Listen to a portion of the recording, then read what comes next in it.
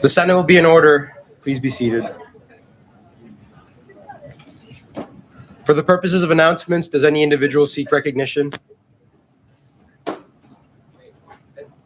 Senator Tick is recognized.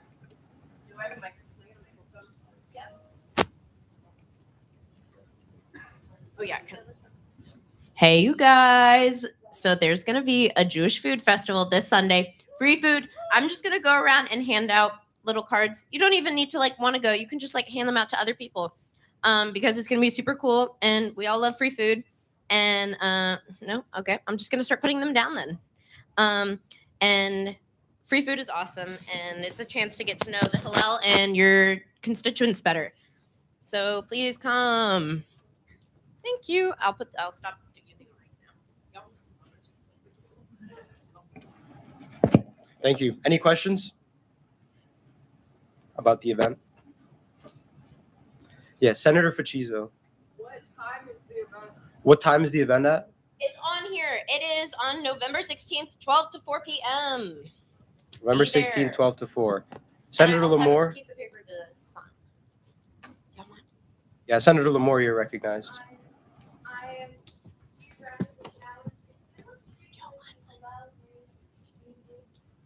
Where's the location of the event? It's going to be next to Hillel, on the street next to Hillel. There's a lot of Jewish students who feel like their voices are not heard, so show up and be like, I'm from student government, and I'm here. Any more questions? All right, thank you for the announcement, Senator Tick. Does any other individual seek recognition? Yes, Chief of Staff Martin is recognized. I just want to give a shout out, and I emailed my report out late. So if you saw that email, I linked to this video. Okay.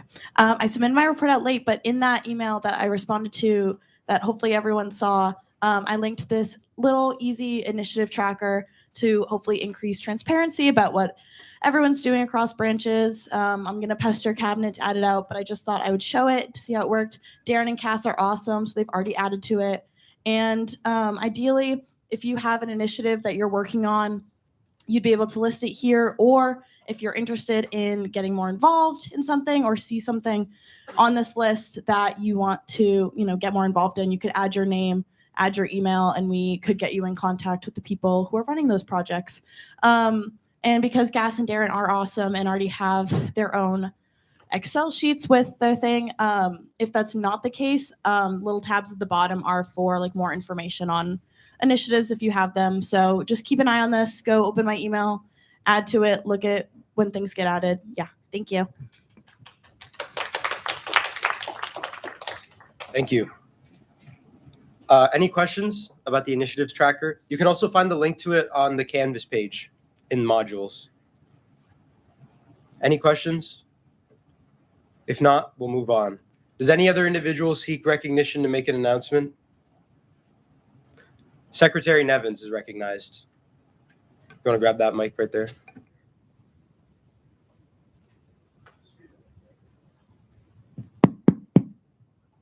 There is a speaker event that's going on, I believe tomorrow. It's with Dr. Damian Jackson. It's regarding about just what's going on with the Trump administration in regard to DEI and leadership. If you can make it and be there, please do so. It's really good information. It's good for all of us as student leaders to know.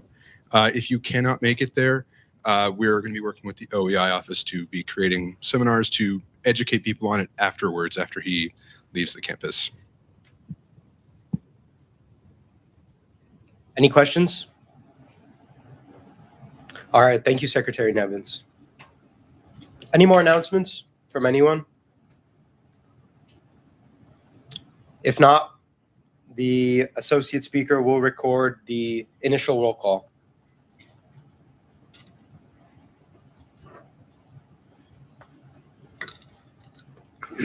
Senator Shrafi. Senator Shrafi, present. Senator Baumann. Senator Baumann, absent. Senator Baker. Senator Baker, absent. Senator Chamu. Senator Chamu, present. Senator DeHaze. Senator DeHaze, absent. Senator DeRiggi. Senator DeRiggi, present. Chair Adami. Chair Adami, present. Senator Dang. Dang, present. Senator Faciso. Senator Faciso, present. Senator Haycock. Senator Haycock, present. Senator Ercole Espinal. Present. Senator Hirnandani. Hirnandani, absent. Chair Hood. Chair Hood, present. Senator Huang. Senator Huang, present. Senator Jame.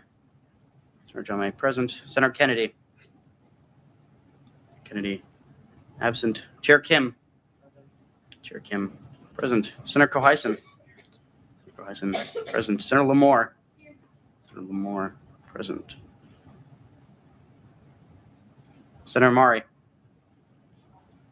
Senator Murray, present. Senator Meesom. Senator Meesom, absent. Chair Mello. Chair Mello, present. Senator Morales Aquino. Morales Aquino, present. Senator Nalivo. Nalivo, present. Senator Ng. Senator Ng, present. Chair Nguyen. Chair Nguyen, present. Chair Nyeka. Chair Nyeka, absent. Senator Disha Patel. Senator Disha Patel, present. Senator Rhea Patel. Senator Rhea Patel, present. Senator Saini. Senator Saini, present. Senator Schuette. Senator Schuette, present. Senator Shi. Senator Shi, absent. Senator Siegel. Senator Siegel, present. Senator Sun. Senator Sun, present. Senator Svirsky. Senator Svirsky, present. Senator Taki. Senator Taki, present. Senator Tahwani. Senator Tahwani, present. Senator Tao. Senator Tao, absent. Senator Tick. Senator Tick, present. Chair Trong. Chair Trong, present. Senator Valencia Gallego. Valencia Gallego, present. Senator Verma. Senator Verma, absent. Senator Walker Hoover. Senator Walker Hoover, absent. Senator Wu. Senator Wu, present. Senator Golu. Senator Golu, present. With 36 voting members, a quorum is present. The minutes from the last Senate meeting were sent out 48 hours prior. Are there any corrections to the minutes? With there being none, the minutes stand approved. Does there exist a reason to call into session the committee of the whole? There being no reason, the committee of the, there being no reason to call in this, oh, sorry. Chair Kim?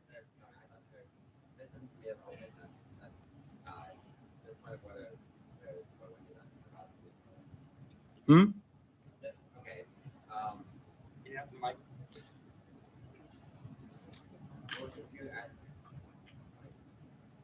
Oh, for unanticipated business? Okay, once I pass through this, then yeah, we can go through that. Okay, so there being no reason to call into session the committee of the whole, the Senate will continue considering the remainder of the agenda. Do you want to make the motion? Yeah. Motion to suspend the rules to add and consider a motion not previously placed on the agenda. Motion to suspend the rules to consider a main motion not previously on the agenda has been called. Is there a second? Called and seconded. Non-debatable, but the sponsorship is recognized for a factual description of what's being added. Discussion over Arab Cultural Night. All right. Are there any questions for the sponsor? The motion. Yes, Chair Trong. Could Chair Kim clarify what he means by that? I yield questions to President Boski if he's here.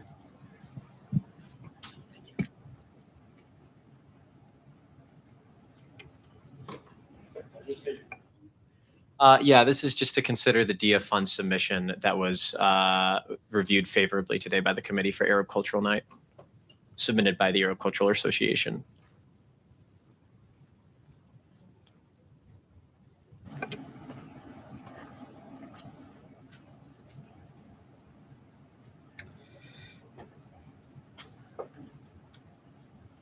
Chair Trong. I don't know if it's point of clarification or point of order, but like, would it not be like a motion to fund, like X event? You're asking for the full text of the motion? No, for the title. For the full title of the motion? Yeah, what's the full title of the motion? Motion to review DIA fund thing for Arab Cultural Night. Does that work? At what amount? Um, With the amounts part Yeah. of the title. like,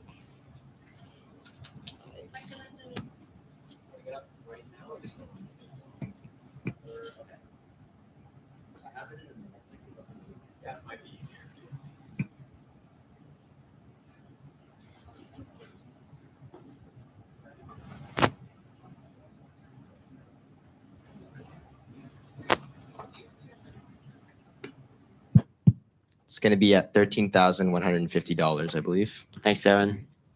Thank you. $13,150. So the motion to suspend the rules to consider a motion not on the agenda has been moved and seconded. And the motion is to fund the Arab Cultural Association by DIA Fund at the amount of 13,000 something. All those in favor say aye.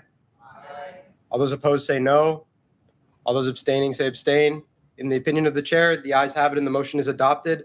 Effectively, the new motion will be designated S37, I believe, and it will be considered after our unfinished business at the end of the agenda.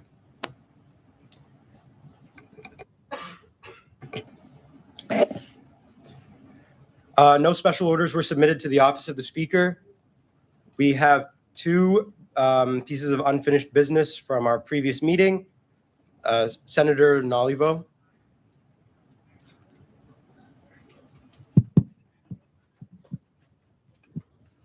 Motion to recognize business not anticipated. Motion to suspend the rules to consider a main motion not previously on the agenda has been called. What's the title of the motion? Consideration of the Student Government Association DIA Fund application review for multicultural night at $16,493.64. Thank you. Is there a second? All right. Motion to suspend the rules to consider a main motion not previously on the agenda has been called and seconded. All those in favor say aye. All those opposed say no. All those abstaining say abstain. In the opinion of the chair, the ayes have it and the motion is adopted. Effectively, the new motion will be designated S38 and will be considered at the end of the agenda. The Senate will now consider S35, a motion to amend Title VI of the Constitution and general bylaws of the Student Government Association, sponsored by Chair Trong. The chair will now read the motion in its entirety, I guess. Whereas Title VI of the general bylaws outlines the authority and process for financial matters, and whereas the current financial process is not sustainable for students, RSOs, agencies, the SGA, and the Ways and Means Committee. Chair Trong. We motion to suspend the rules of the Senate so the speaker does not have to read the entirety of the motion. Motion to suspend the rules to waive the reading of the motion has been called. Is there a second? It's called and seconded. All those in favor say aye. All those opposed say no. All those abstaining say abstain. All right, the ayes have it, adopted. I will not read the whole motion. Chair Trong, you are recognized for a brief factual description. Yeah, so brief factual description, because I know this has been pending in Senate for a little bit. This was reviewed on Sunday by the committee. Monday, there were SLSO consultation amendments. And then today, I met with JD briefly for some additional Title VI amendments. And so rather than having to go through every single amendment, I put all the amendments on one doc. And so blue is going to be committee amendments. Green is going to be SLSO amendments. And then purple is going to be amendments from when I met with JD. That makes sense. Okay.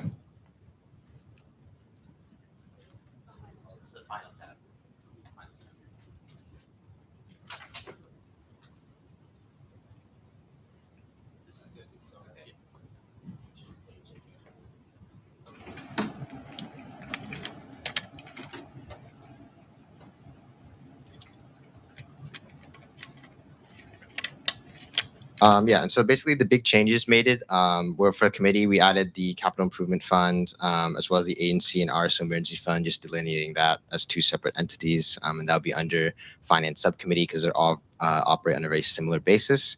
For SLSO, we struck all mentions of like loans for like emergency funding because that's something that we do not currently do, as well as reformatted the wording for the emergency threshold. So normally, like if a petition is over $5,000, that goes up to the Senate. But that's like that whole section is just worded really weirdly, and so I met with Attorney Farrell on Monday and got the exact verbiage to change it, and so that's in there. As well as adding like additional thresholds and safeguards for the amount of committee membership required to allocate from long-term reserves to whatever we're addressing, or from capital improvement fund to long-term reserves. That's just to make sure that we have a high threshold for a majority vote, if that makes sense. And then I met with JD today briefly to discuss how much percentage of the SGA budget can represent of the beginning balances of the SATF.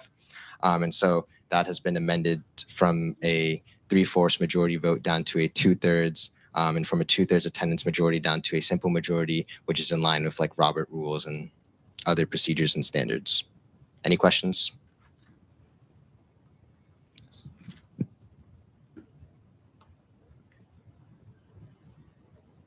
Hello, is this point of information? I guess just to, make sure this is easily understandable. What I'm getting is that this is just updating the procedures from whenever this was last updated to match what we do now and what we want to do in the future. It's not drastically changing necessarily many of the processes. Like the loan thing, for example, we just stopped doing that a long time ago.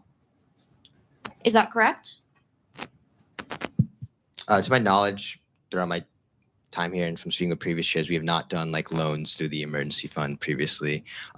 We have done loans through like with agencies, but that's through the Secretary of Finance. And so that portion of Title VI is still in there in terms of that. But in terms of like emergency funding, we, to my knowledge, have never done like loans. We do it in the form of grants, if that makes sense. Okay, that makes sense. Thank you. Any further questions? That's up to you. You're still in your factual description. Yeah, Senator Walker Hoover. Can we pass back that microphone over there, please? Thank you. Yeah, just one.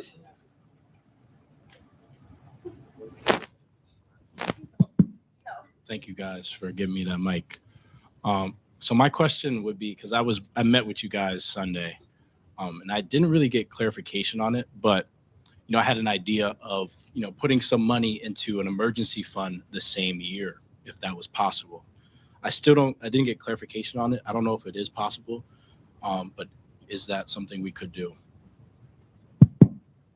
I was just wondering if you could clarify. So your question is if we are allowed to allocate additional funds into emergency funds throughout the school year.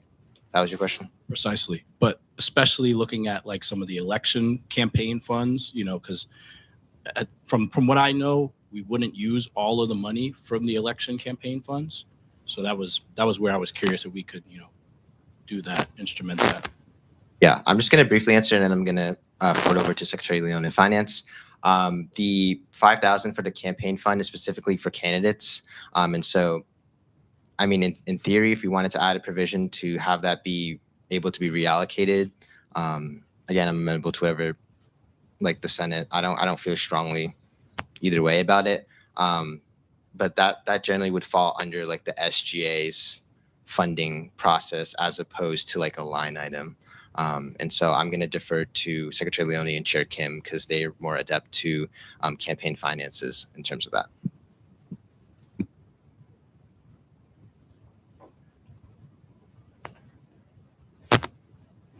Yeah, I was just gonna add, like the Senate can like reallocate the money. So like if the money isn't used in that 5,000, we could reallocate it to be used for other things that we'd use it for the SGA, whether that would be to payroll, for an event, etc. Does that like answer?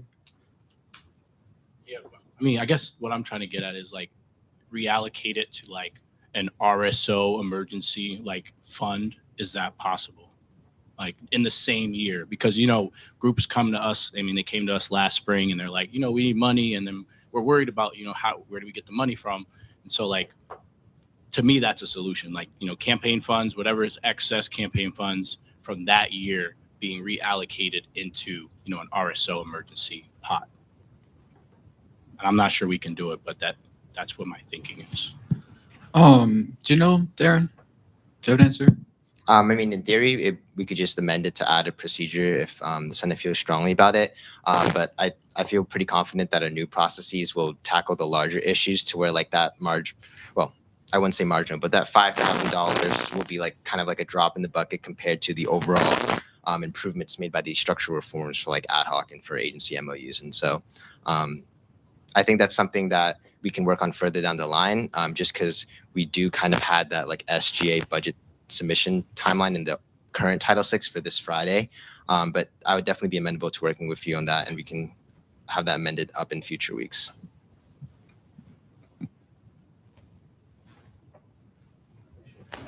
Senator Lamore.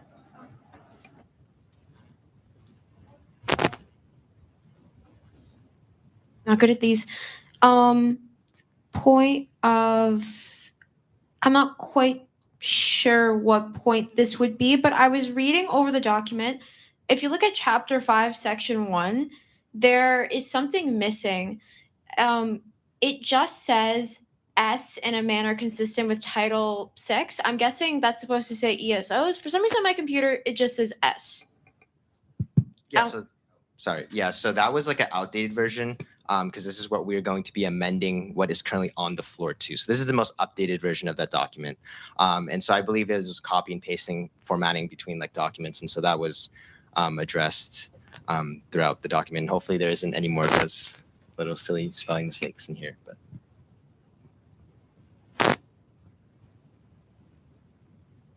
Yeah, so to clarify, what's on the screen right now is a proposed amendment that's gone through committee and is going to be made tonight to the one that you guys have access to in the motions packet. yeah, the blue amendments are from the committee, the green are from SLSO, and the purple are from me and JD meeting. And then I guess we can just briefly go through each change. I also don't want to spend too much time, but I think it's important that the Senate is aware of any changes. And so you can just scroll to whenever you see a comment, because that's when we've like marked it up.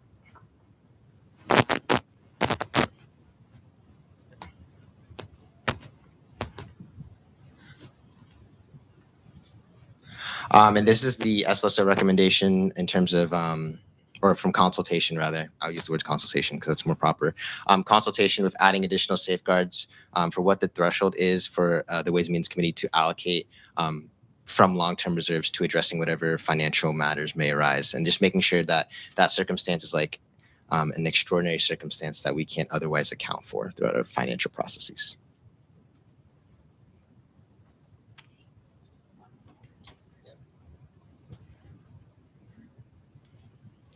And then this is just striking the grants and then delineating delineating RSO and agency emergency funding. Again, the section B is the same as for emergency. Oh, trick him.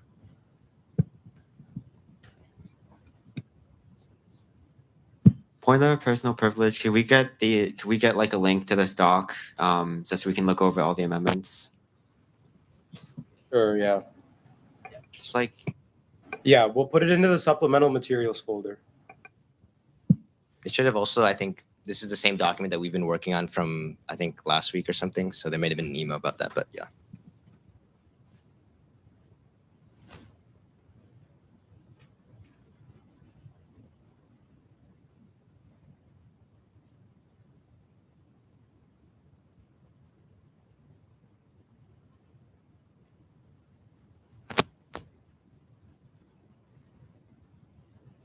There should be a shortcut to the document in supplemental materials now. Can you guys all access that?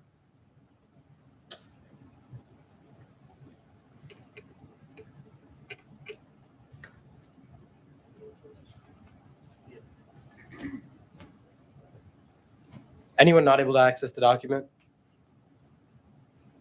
All right. Chair Trong, you may continue. Yeah, section B is the same as emergency funding, so we're good on that end.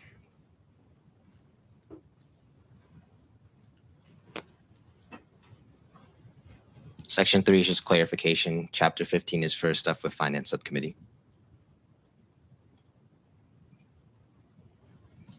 This is just keeping language consistent for campaigning funds. And then this is from when I met with JD, having the 2/3 majority with just a regular quorum, 50% plus one in attendance. Chair Mello.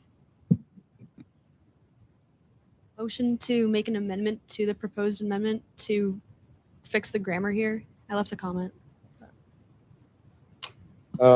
Motion to amend an amendment. What's the amendment to the amendment?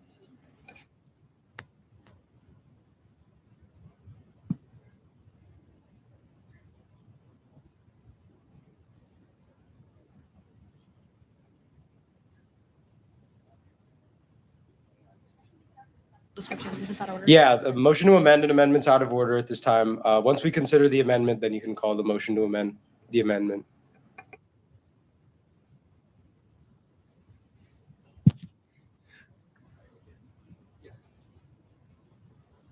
This is just more clarification here, clarification wording. This is just specifically saying for mandatory spending. So let's say for this year we pass mandatory spending, and then next year for some reason Senate does not pass mandatory spending, that spending would just default to this year's allocation, and that prevents the possibility of us like shutting down, because we would always have some sort of like mandatory spending to fall back onto. And then for supplemental spending, the Senate would be charged with any appropriations by line item.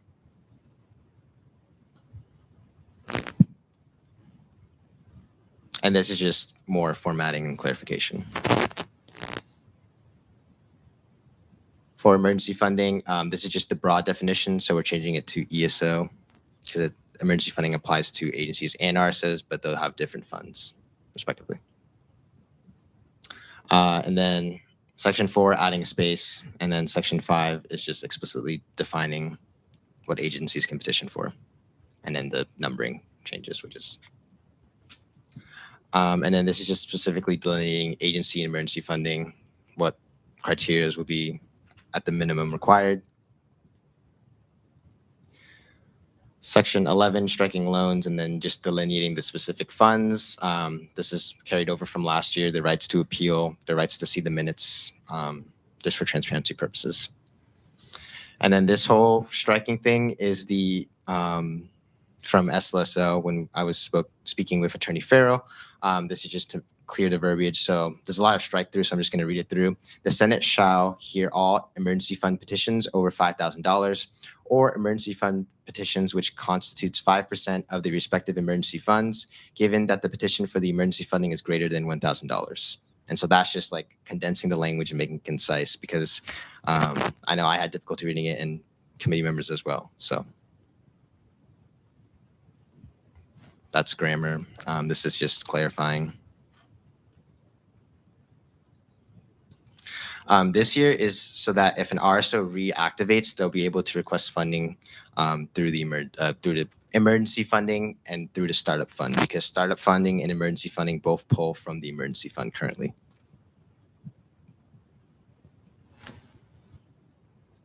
Nothing's changed for DIA.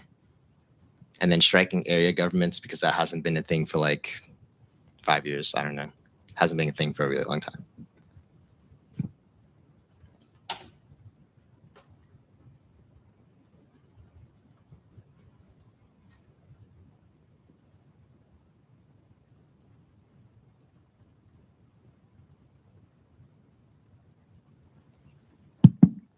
Are there any further questions for the chair?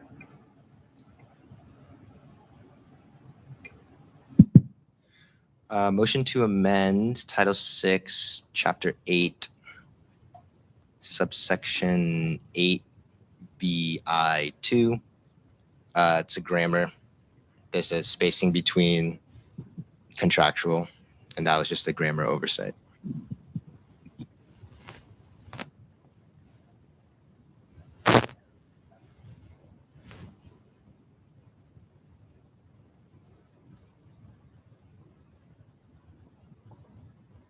Can the chair repeat the amendment? Motion to amend Title 6, Chapter 8, Section 1, subsection 8BI2. Removing the space for contractual. I'm supposed to say contractual, but there's a space between the O and the N.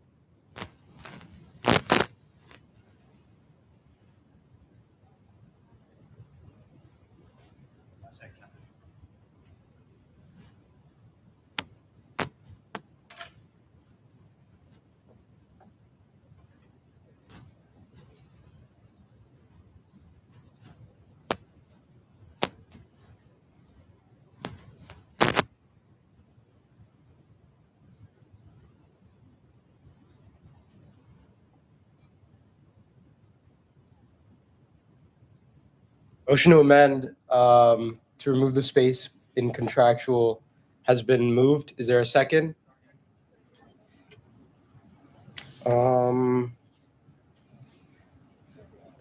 Sponsorships recognized for a brief factual description. Yeah, sure. Are there any questions about the amendment? Is there a need for debate on the amendment? All right, with no indication of a need for Chair Mello? Yeah. All right, motion to amend the amendment has been called. What's the amendment? 12, Section 6. Chapter 12, Section 6.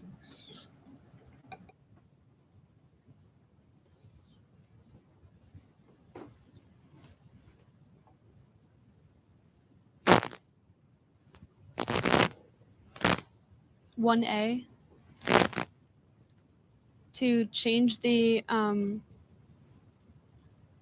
highlighted wording with the comment to say budget submission to the Ways and Means Committee via a majority vote with 2/3 of senator membership in attendance.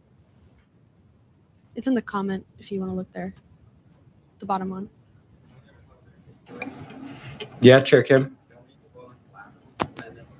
This is a motion to amend the amendment. Yeah, So I'm motion to amend an amendment is in order during the consideration of an amendment, which is what we're considering right now.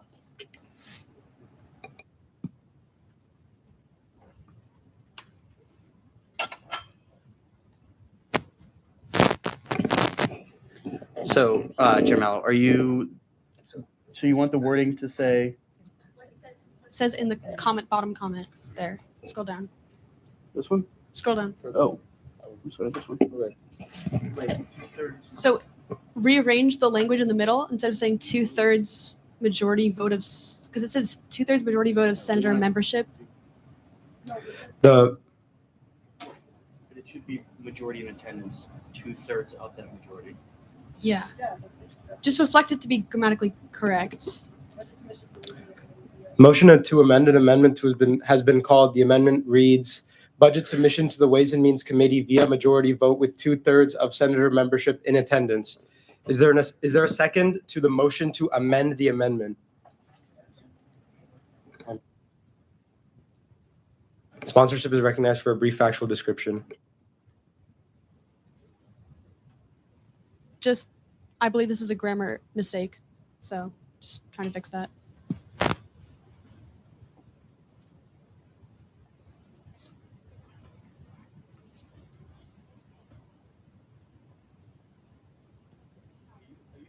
Sorry. Are there any questions for the sponsorship? So you're saying 2/3 of Senate needs to be in attendance, and then a majority of the 2/3 needs to vote? Because that's out of compliance with Robert's rules. And we can't reflect that in the bylaws. Say it again. So we can have a quorum present and then 2/3 of the quorum, which is just half plus one. We can have that, but we can't mandate the 2/3 of Senate is present and then a majority of that 2/3. So we can, originally made here to restrict the 3/4? Yes, after consultation with JD and SLSO, we have it. On my amendment. Thank you. Okay, motion to amend the amendment is withdrawn. President Borowski? Okay, yeah, I just have a point of inquiry for Chair Trong. So is the final desired system on your end still to have any raising of the SGA budget beyond 8% to be basic quorum, so 31, and then a 2/3 majority vote of whatever number we have above quorum? Is that still your desired system? Yes, that is what's reflected in the amendments in alignment with Robert's rules, as well as with the standards to raise the SATF. Simple majority and then 2/3.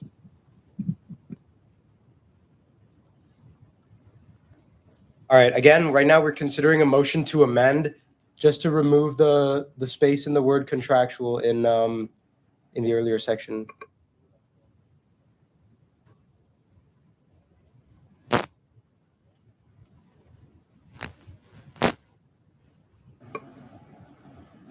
Are there any further questions for the sponsorship?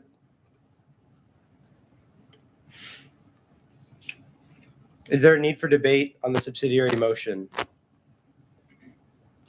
All right, with no indication of a need for debate, the motion is called and the question is on the adoption of the subsidiary motion to amend to remove the space in between the word contractual. Those in favor say aye. Those opposed say no. Those abstain say abstain. In the opinion of the chair, the ayes have it and the motion is adopted. So we can have that amendment reflected in this document now. Is there any further motions to amend? Chair Nguyen?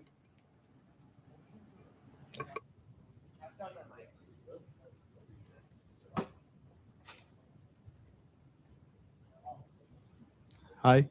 Okay, it works. Wait. Motion to amend Chapter 12, Section 6, Subsection 1A.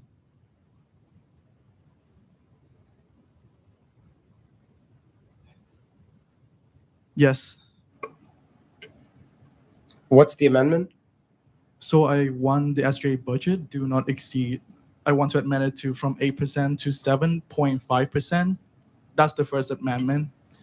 The second amendment is that we're gonna cap the increase of SGA budget at 1% more of SATF revenue.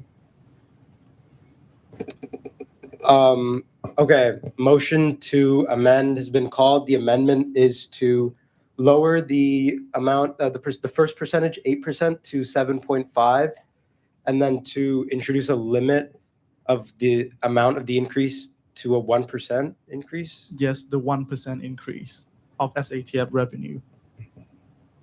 Okay. Do you have exact language you want put in? I haven't typed it out exactly, but do I need to do it now? Yeah, that would be helpful, please. Okay.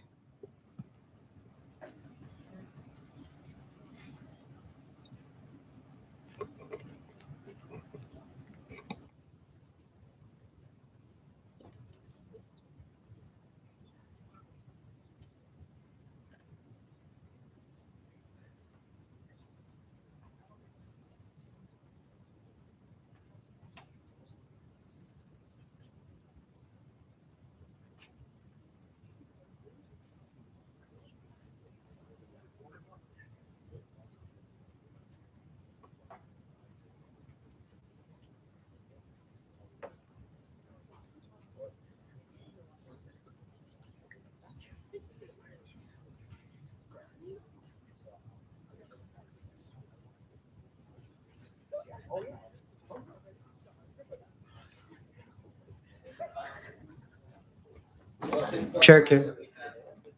Motion to recess has been called. Is there a second? All right.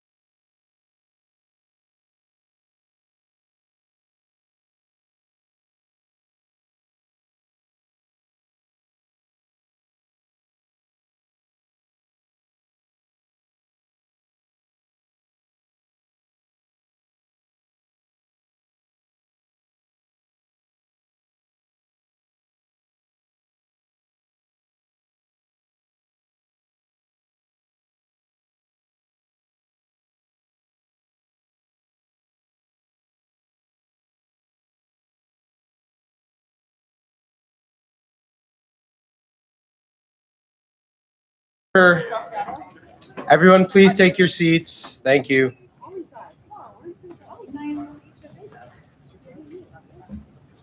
Does the chair have text ready for an amendment? Can you send it to the associate speaker, please?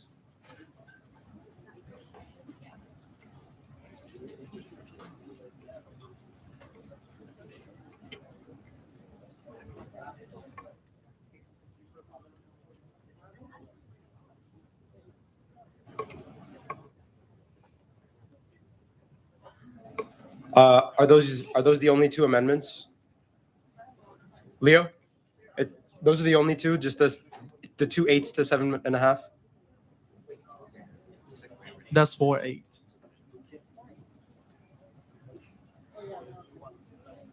Oh.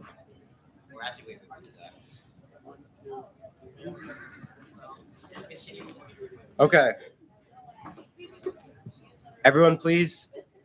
Motion to amend has been called. The amendment is to replace the two instances of 8% in subsection 1 and the two instances of 8% in subsection 2 with 7.5%. Is that correct? Yes. So the 4-8% is going to be 7.5%. Okay, so 4 instances of 8% are being changed to 7.5%. Is there a second?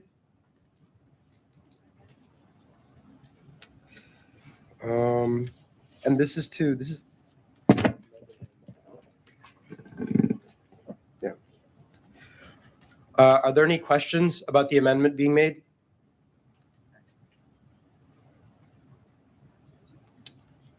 All right. Is there a need for debate on the amendment to the amendment? Senator Ficizzo? All right.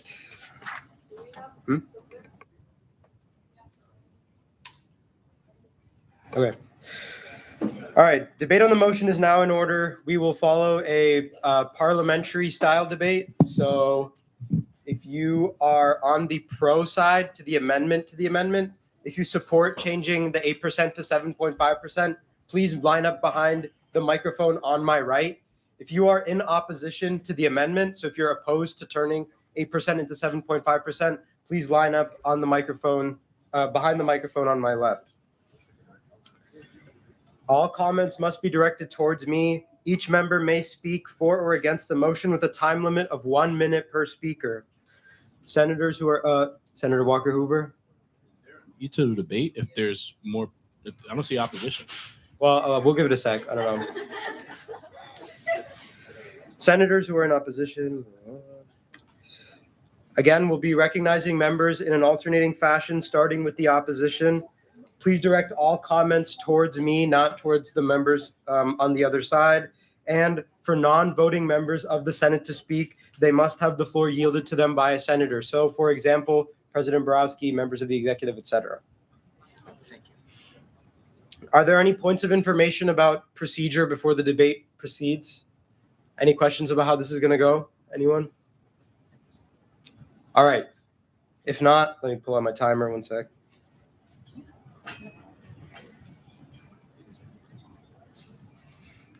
Okay.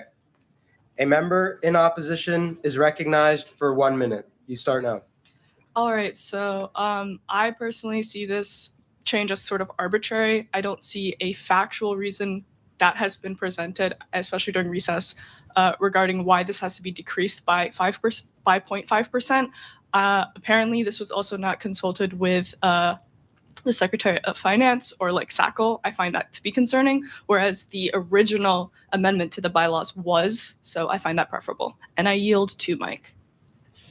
Thank you. Yeah, I'm going to echo the fact that the SGA Secretary of Finance's job is to maintain the SGA operating budget, and this number was not run by them. So there really is absolutely no way of knowing if 7.5% is the amount that we need, because again, the committee and the secretary were not consulted in this change. This is a number that is not really benchmarked off of any answer that I received, as well as this, because this is a budgetary process to do with Title VI. I believe it should be ran by the Ways and Means Committee, where a formal debate can be had before it comes to the Senate floor to be voted on. That's 1 minute.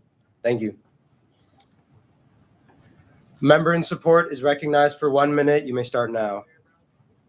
I completely hear that, and we actually just discussed this, and we're very amenable to consulting with the Ways and Means Committee and the Secretary of Finance, as well as SLSO, in order to also benchmark this and possibly come back to this again. So, does the speaker yield to any other speaker? You have 30 seconds. Trust me, I didn't come up here because I'm also an agent of chaos. I came up here because, I'm in favor of any changes that get our finances straight. Last spring, we had a financial crisis, and this wording 8% is from our past, financial crisis. So I'm in favor of change because, we need change. That's why I'm here. There's 15 seconds remaining. Do you yield to any speaker? Yes, I yield to Chair Trong. Chair Trong, you're recognized. Yeah, the budget percentage last year was 6.2% of the SATF.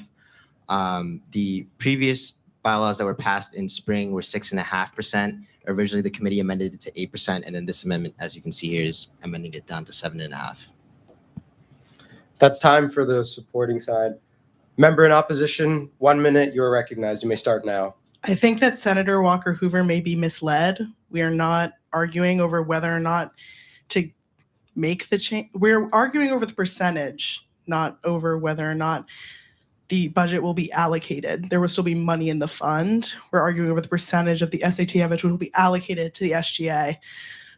We are arguing over a 0.5% difference, which off of Chair Trong's figures is a little over $20,000, which is about a drop in the bucket in terms of the SATF. I will argue that the more money that is in the SGA budget gives us more money to respond to things. Recent events on campus, including tragedies like the Olympia fire, our hands were tied in terms of response. We have no money. So, we're arguing over 0.5%, which is quite trivial. 10 seconds remaining. I'd also just like to state that we have guests here tonight. This is something that we can pass, and then at the next meeting, we can amend it with language that we find more favorable, whilst also after meeting with the Ways and Means Committee and the other proper stakeholders, I think we can just use a little bit more time that's not taking up time of guests here tonight. That's time. Thank you. Member in support, you're recognized for 1 minute. You may start. Ready? You may start now.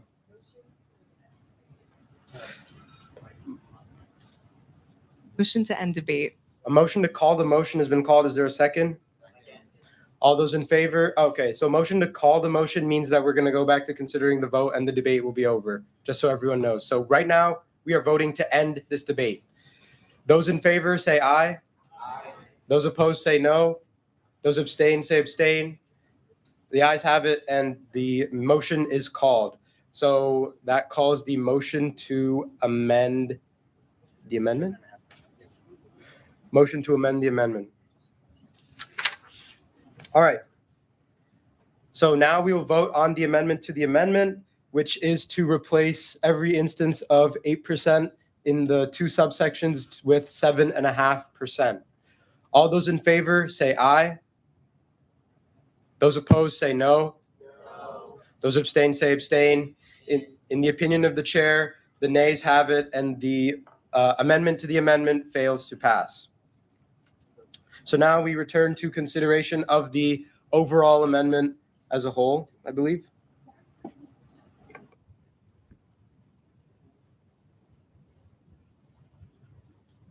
Yeah, consideration of the whole amendment. I believe we were at...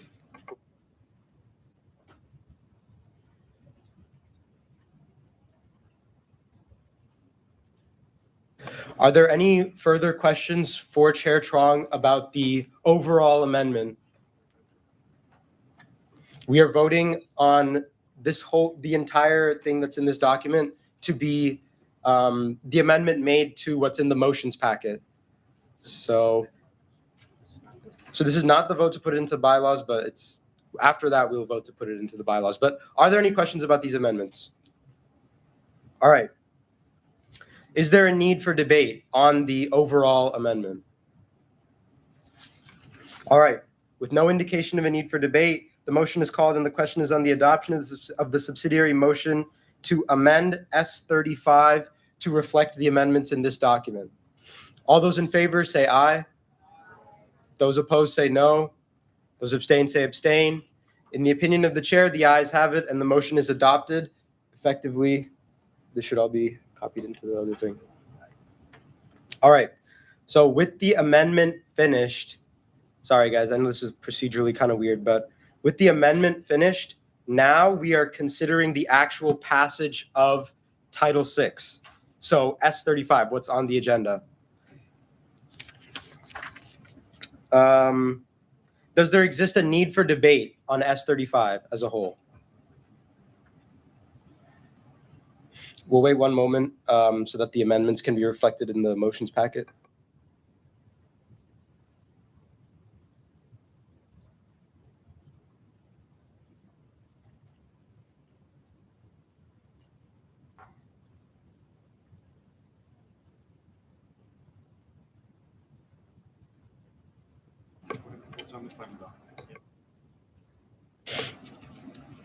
With no indication of a need for debate, the motion is called and the question is on the passage of S35, a motion to amend Title VI of the Constitution and general bylaws of the Student Government Association. Again, we're going off what's on the document linked in the supplemental materials folder, but that is what will be officially going into the bylaws. Those in favor, please say aye. Those opposed, say no. Those abstain, say abstain.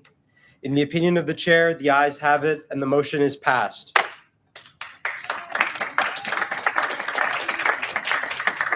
We'll have the amendments made reflected in the motion packet in a sec. The chair will entertain a motion to rearrange the agenda so that our guests don't have to sit around for the rest of the meeting. Chair Trong. Motion to rearrange the agenda so that I believe 38 is S37. S37 is moved before S36. Motion to suspend the rules to rearrange the agenda to consider S37 as the Senate's next order of business has been called. Is there a second? You want to waive factual description? Any questions? We're going to be, if we pass this vote, we will consider the motion to fund the Arab Cultural Association next instead of S36. Any questions? Is there a need for debate?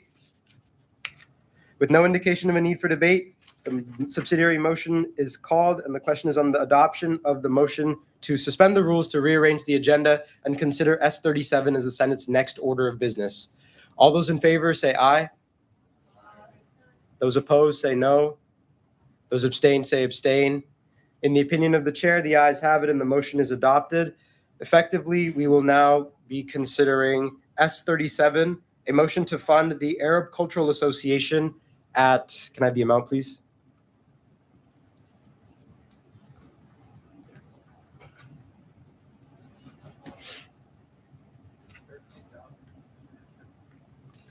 Thank you. A motion to fund the Arab Cultural Association at $13,150, sponsored by the DIA Fund Committee. The sponsorship is recognized for a brief factual description.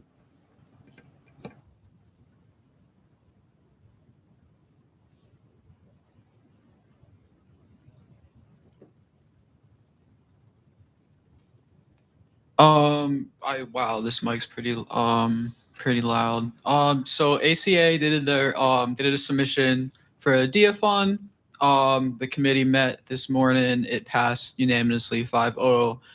The DIA fund guidelines say if it is a request over 5,000, it goes to Senate. So we have the Arab Cultural Association here. Sorry. So if you guys want to come up and I'll hand you guys the mic.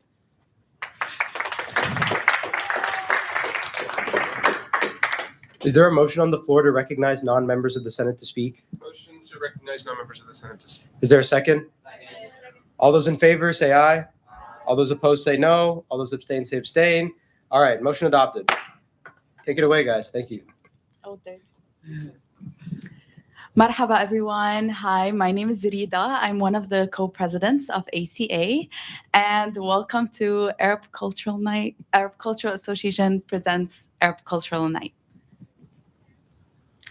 Before we start, I'm Noura. I'm the other co-president. I'm Stephanie. I'm the vice president. I'm James. I'm the fundraising chair. I'm Abdullah. I'm the treasurer. I'm Alex. I'm in charge of PR. I'm Samantha. I'm the large events coordinator. So we're going to start with the ACA mission statement. So the Arab Cultural Association, our job is to promote awareness of Middle Eastern and North African culture across UMass. We strive to create a tightly knit community where we can network and provide our club members with support, succeeding academically, socially, financially, and emotionally, and in their desired major.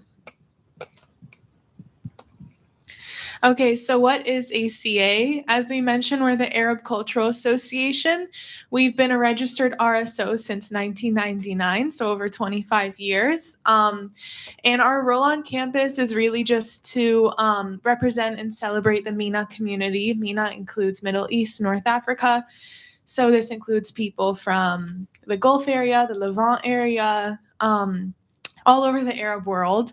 And what we do is we host events either weekly or every other week where we celebrate our culture and come together as a community. Some of you might be familiar with our events. Obviously, we have Arab Cultural Night, which is our biggest event of the fall semester. We have Arab Nostalgia Night, which is a nostalgic celebration for those of us who have spent our childhood celebrating our culture, and that's in the spring. And we also have smaller events, like we have ice skating coming up this week. We have cookie decorating. We just had a menaish making. Menaish is one of our traditional dishes. So we do a variety of things, not only with Arab students, but people of other cultural orgs. Like we collaborate with the Korean students, and we've collaborated with the Pakistani students. And we also represent a good amount of international students as well. Okay, so what is Arab Cultural Night? As some of you may know, it's our biggest event of the year. We are very excited for this year. The Arab Cultural Night in general is our opportunity to share our culture with everyone, no matter what their background is. We just like to create a sense of home, generosity, and just like a welcoming environment for Arabs and non-Arabs, just to share some love and celebration. Speaking of love and celebration, the theme for this year for Arab Cultural Night will be an Arab wedding. I don't know if any of you have seen Arab weddings, but we're throwing an Arab wedding and everyone's invited and we're looking forward to it. And this is also an opportunity for us to share the love to everyone who wants to get to know our culture or is already an Arab and just misses home and wants a piece of it. Oh, and we have a video coming up next. This is a video from Arab Cultural Night from last year.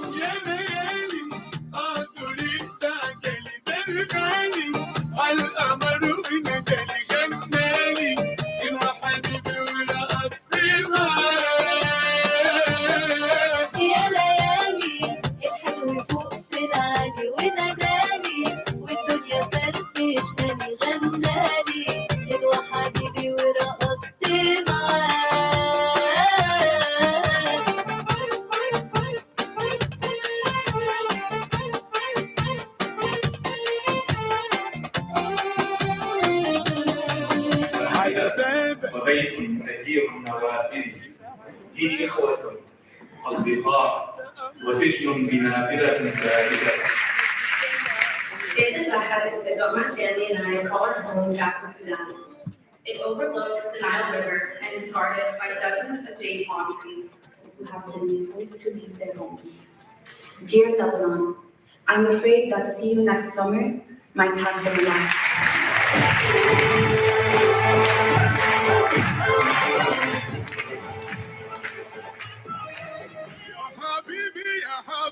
Tu es tombé comme la pluie, t'as déboulé dans ma petite vie, dans ma ville comme un ovni. Puis t'es parti comme le jour qui laisse place à la nuit. Et quand t'es parti, ton absence a laissé place à l'ennui. هقول لك كلمة واحدة أبرك من كلام كتير، ما بعرفش أكون رومانسي لكن عليكي بغير، مش بثبت لك إني جامد ولا عايز أبقى تقيل، أنا بناديكي يا حبيبي بناديكي، تعالي لي بناديكي، أنا هنا بناديكي، تعالي لي بناديكي يا حبيبي بناديكي، أنا هنا بناديكي يا حبيبي بناديكي يا حبيبي يا حبيبي يا حبيبي يا حبيبي يا حبيبي يا حبيبي يا حبيبي يا حبيبي يا حبيبي.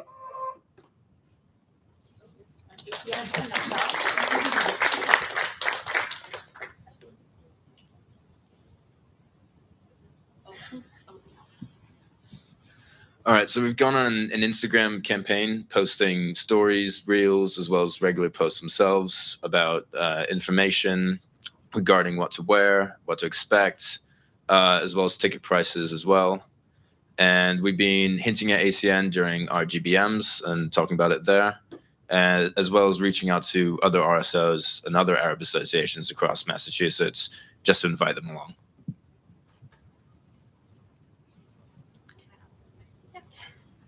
We also have the flyer out in all dining halls, in Goodell Hall and in Student Union as well. So as you guys saw, it's a very big event, which takes a lot of planning, starting very early. We're getting ready for decorators to arrive around 10:30 a.m. Then they'll come in, set up, make sure the student ballroom is all put together. From 11 a.m. till 3, that's when all of us e-board help out, and we have MCs, and we practice that big flag ceremony, which was in the video as well.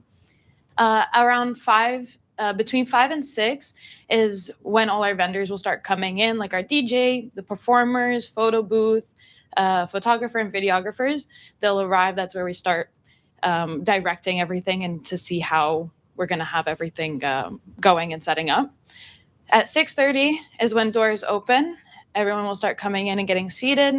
And we begin around 7:15 to 7:30 is where our introducing us as e-board, and we'll have that big flag ceremony happening. At 7:30, we'll all introduce ourselves as e-board in our positions. At 7:40 p.m. is when we'll have food served for everyone.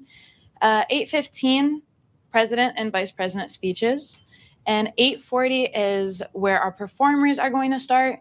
We have a lot of nice performances set up this year, including Zafir, Debke, a Tannoura performer, El Saide, and a belly dancer as well. And 9, 10 to 11, open dance floor, and everyone is welcome.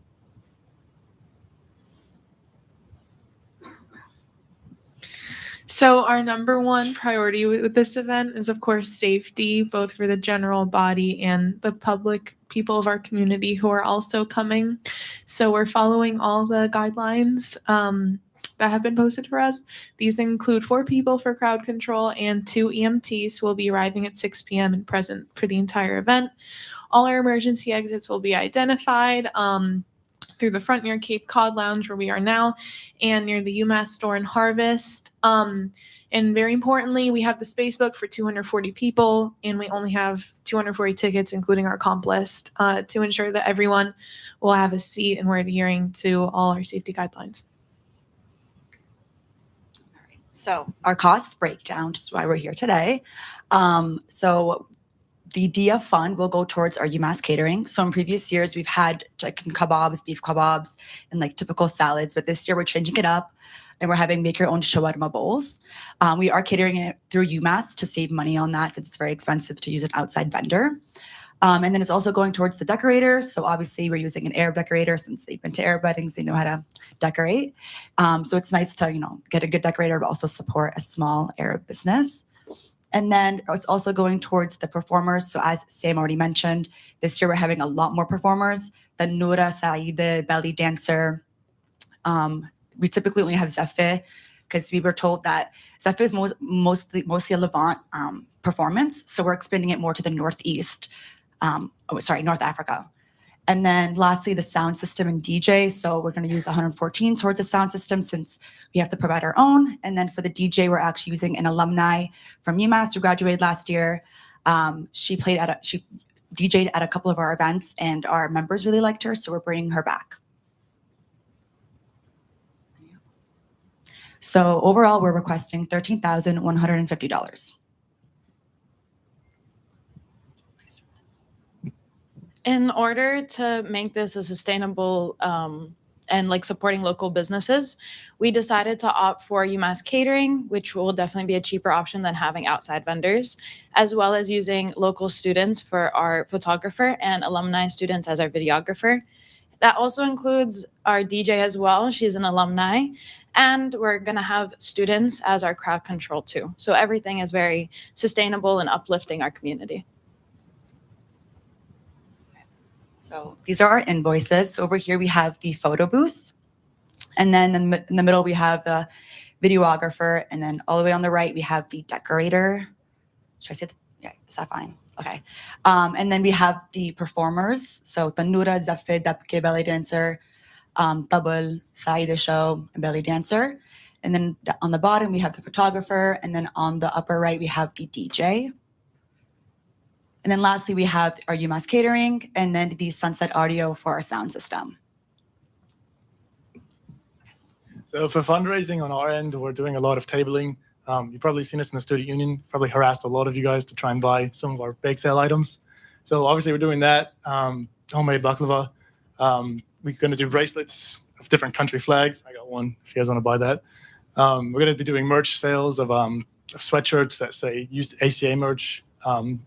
And also stickers, just kind of items of Arab culture to try and just like spread awareness, have something cool to have, and obviously raise money for us because this is an expensive event. So anything that we can get helps. So that'll be starting next week. We'll be doing that at least once, twice a week, try and just make as much money as we can. But yeah, that's our fundraising. And here's a letter of support from our last year's president, Paula Owen. You guys probably knew her. She's probably been here a couple times. But she's saying like this is a big event. It's a lot of kids in the club are homesick because there are a lot of international students, a lot of people from the Middle East. So this is kind of just a great way to get everyone together. We don't do many big events throughout the semester, just this one and the Arab Nostalgia Night. So by having this one, we can really hit it home, do a good job. So yeah, if you guys want to read the letter, obviously also you guys are all invited to this. If you want to buy tickets, you can scan that. We hope to see you there. And yeah. I also want to say thank you for your time. And yes, we really appreciate you guys considering us for a DIA fund. Yeah, that's it. Thank you. Thank you. Thank you.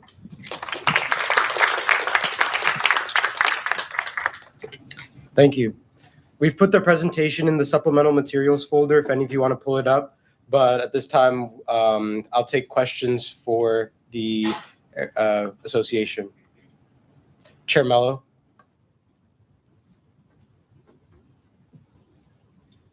Hi, guys. Sorry for making you sit through everything earlier. Are you guys using any of the line items to fundraise or generate revenue from this event? Can you repeat the question? Sorry. I was just curious if you're using this event to fundraise or generate revenue for your club. Honestly, we do not make profit out of this event. So it's like purely just for our people to like have fun and like for people who haven't been introduced to the Arab culture just to show up and hopefully have fun and enjoy it. Yep. Thank you. I don't know, should I take the question? Senator Shamu. I'm just curious, what is the average number of attendees you guys get?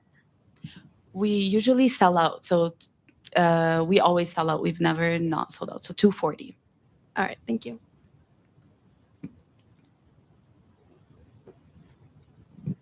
Senator Tick. Also in supplemental materials, we have viewpoint neutrality materials linked. Just as a reminder, all questions need to be viewpoint neutral and only senators who have received VPN training may vote on this motion.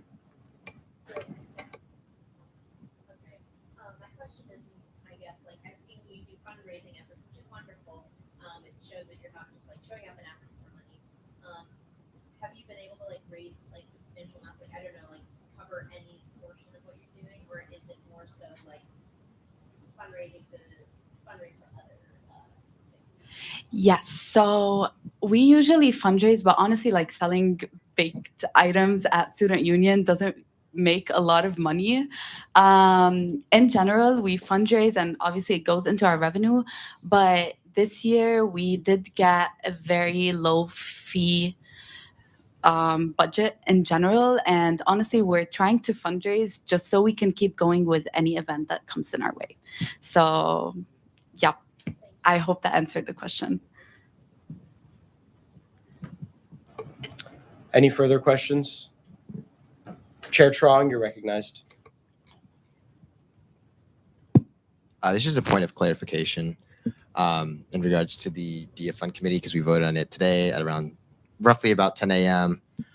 In the initial funding request, based on the DIA funding guidelines, like it says they're required to have a description, cost breakdown, and evidence. And so the committee set a precedence that if they did not have the description for that specific line item, or evidence, that they would be allowed to present that in their presentation to Senate, which they have.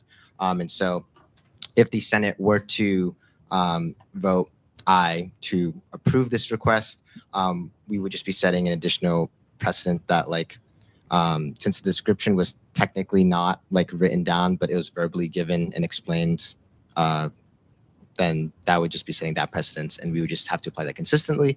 But other than that, I just wanted to provide that point of clarification to the Senate procedurally wise. Thank you. Senator Siegel.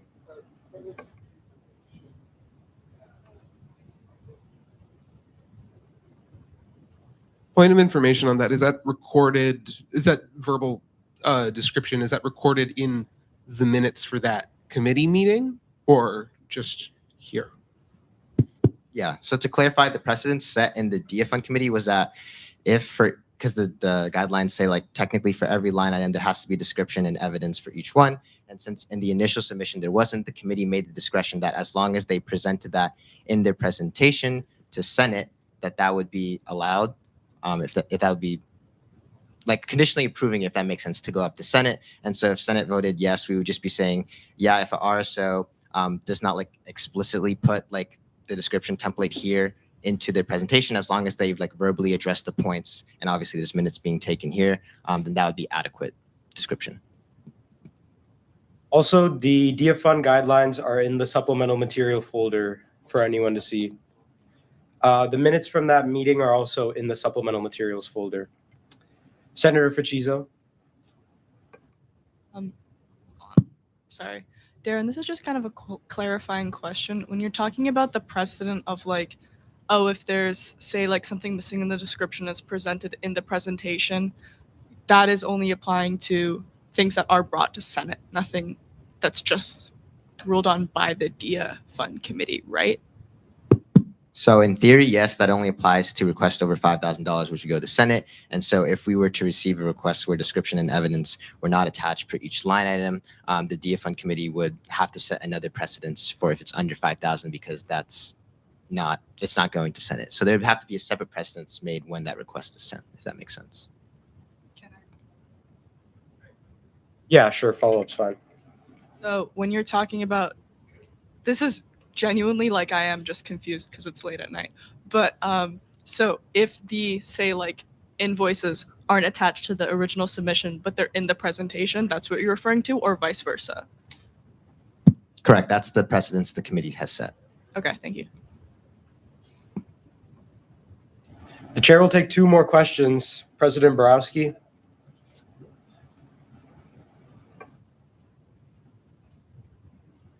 Point of clarification, should there ever be a situation where an RSO requests an amount under 5,000 that doesn't meet the criteria that we have established, the DIA Fund Committee would reach out to them and handle the next steps from there, just as they're in the process of finding out there were discrepancies in the guidelines in the campus pulse form, that one was not reflected on the other. So then that entered a gray area where chair discretion was used.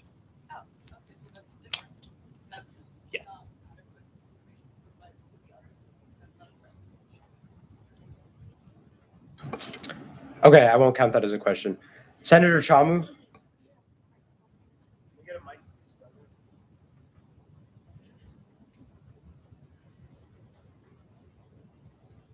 Hi guys, it's me again.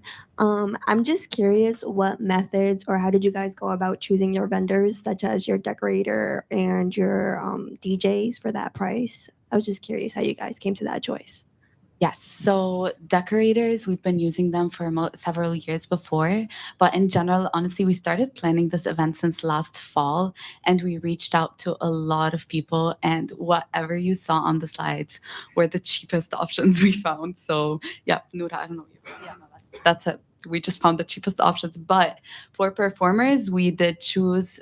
They were the cheapest option, but we also obviously took into consideration that this year performances should represent both the Middle East region and North African region, because we've heard that usually we only get Zaffe, and I don't know if anyone's familiar with Zaffe. Zaffe only represents the Levant region, so it doesn't represent any other region. But this year we're getting the Al Said dance from North Africa, the Tanura dance from also North Africa, and belly dancer, which represents most of Arab countries. So yeah, Thank you. yeah, thank you. Senator Golu.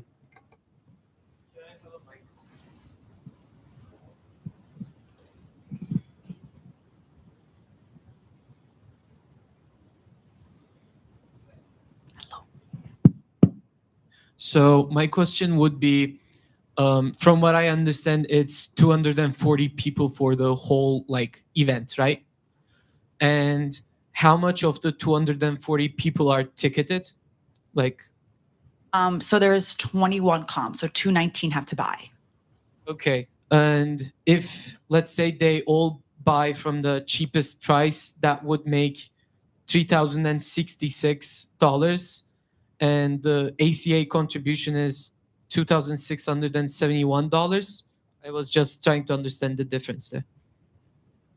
So I remember the question was earlier if we make any profit out of it, and I said we slightly or don't make profit. So I think this is a very low amount of profit probably, but in general, I want to point out that this usually ACA gets about $9,000 in their fee account, and this was reduced to third the amount this year. So we only have about $3,000 in our fee account for a club that has about 200 Campus Pulse members, and for a club that has been running for since 1999. So we honestly, with whatever profit we make, we'll probably use it.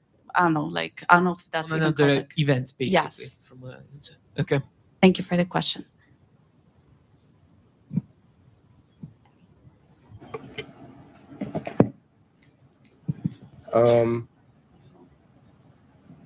Okay, we'll take one more question. Senator Tajwani.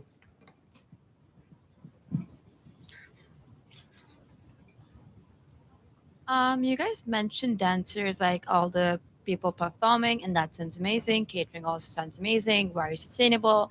Decoration too. I just have one last question about the DJ. Who is that, and how much are you guys spending on that? Yes, the DJ is a UMass alumni. She graduated last year. She's also Arab, so she is Lebanese. She usually DJs small events, and we also chose her because a lot of people requested her.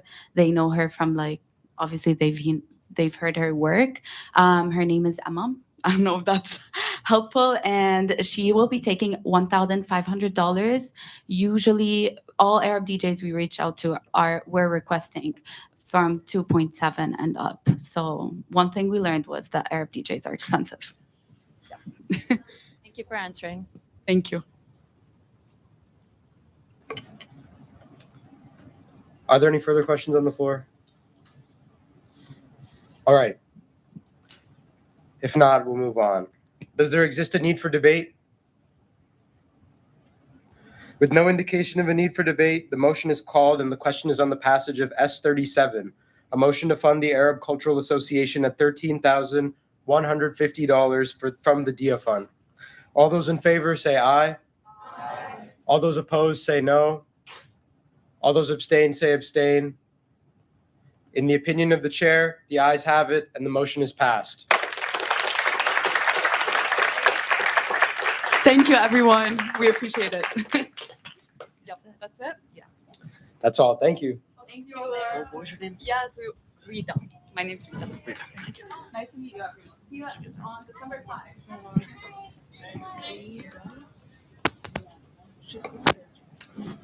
All right. I'll help you with the minutes.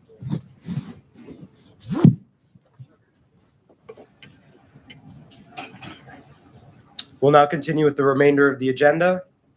The Senate will now consider S36, a motion to amend Title II, Chapter 31 of the Constitution and General Bylaws of the Student Government Association, sponsored by Chair Adami. The chair will now read the motion in its entirety. Chair Kim. Motion to suspend the rules to rearrange the agenda. What's the movement? Consider S38 about multicultural night. Motion to suspend the rules to rearrange the agenda to move S38, which covers multicultural night funding from the DEA fund to be the next order of business from business not anticipated. Motion to suspend the rules to rearrange the agenda and consider S38 as the Senate's next order of business has been called. Is there a second? Second. Okay.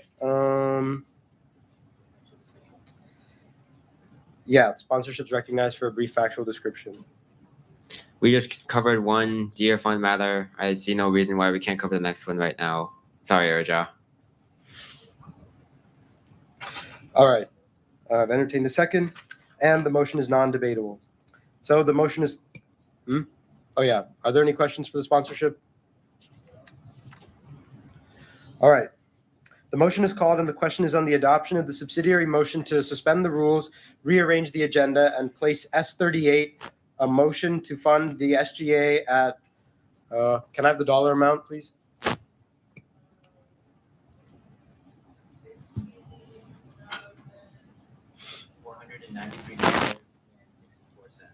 Thank you.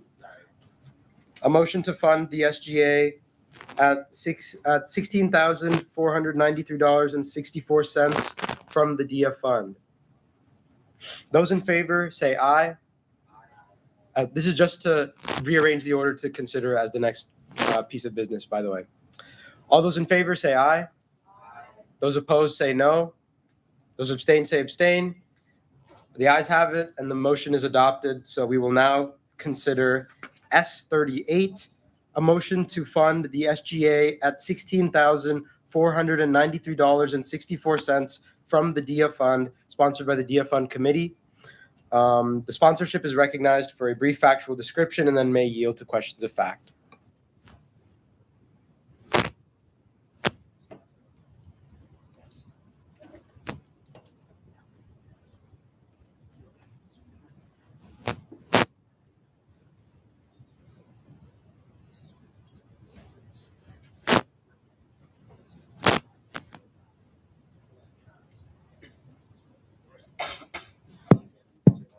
All right, how we all doing? We want to get some energy? Woo, woo, woo, woo! All right, this is the best SGA event that we do every year, Multicultural Night. So yeah, I feel like I've done a lot of talking. I did the presentation, so I'll let Gianna take it away. Thank you, Dale, for this beautiful presentation. I'm not going to waste your time, but the DEA Fund application requires 10 SGA member emails, not 10 SGA officials, but in this case, you get both. So hit it. I'm also not going to waste your time. I'm not going to read all the words in this slide. I believe in you, in your literacy that you can read, I pray. But basically, I want to say that Multicultural Night is a student-forward event that the SGA puts on annually. And I think for that reason, it's very special. We don't do a ton of events like this.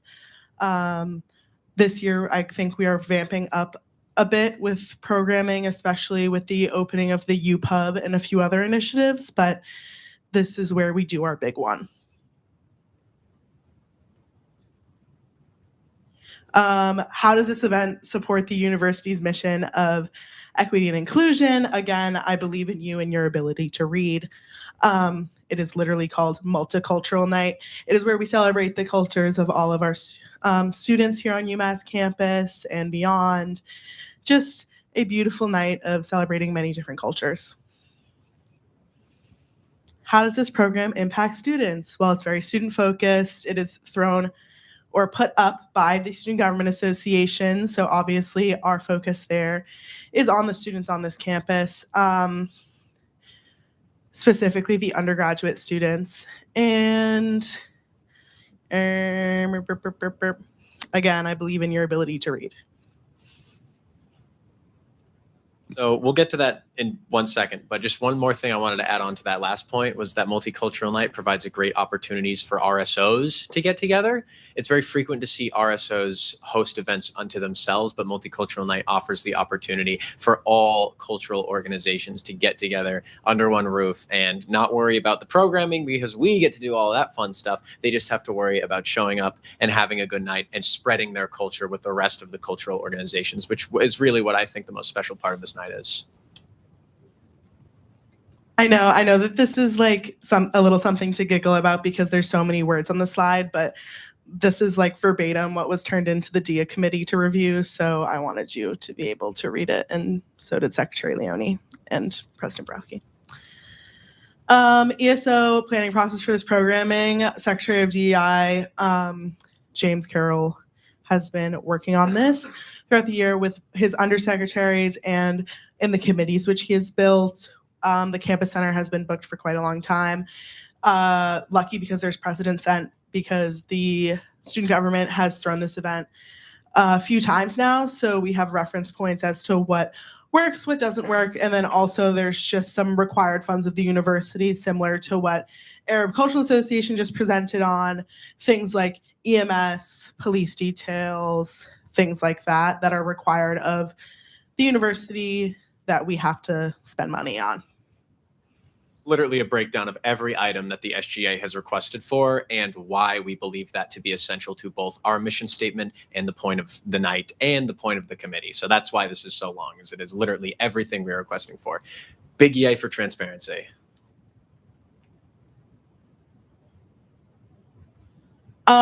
When we go to the secondary slide, everything has as required by the application of the DIA fund, everything has a direct link to where we got that figure, except for UMass specific expenses, which the precedent is set that you don't have to submit evidence for that, but that evidence can be found here regardless from the director of the source. We asked for it specifically, but it's not something required of the application. It's just an extra little thing. The total request submitted and which you'll be voting on today and was voted favorably by the DIA Fund Committee is for $16,493.64. Can you transfer to the spreadsheet? The presentation materials are also in the supplemental materials folder. It's in a folder that's inside supplemental materials called Multicultural Night. So just for some clarification, anything that doesn't have a number under the DIA fund category is something that we are using our own revenue fund for, which is actually in total, I think, a very sizable fraction of our total revenue fund. So that's why the numbers aren't there for that. Yeah, we can go line item by line item. Plates for food. No, that's not what he asked. Sorry. Thank you. Does anybody have any questions about a line item on this sheet? Because otherwise, we are not going to read it. Dead end. I can't call on you, can I? Senator Gold, you're recognized. I didn't understand the amount part. Like 3 disposable cameras for 522, 2 plates for.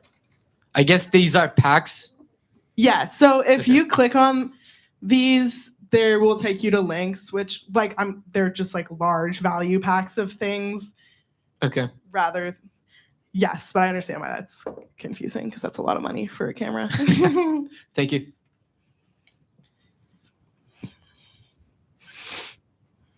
Senator Wu.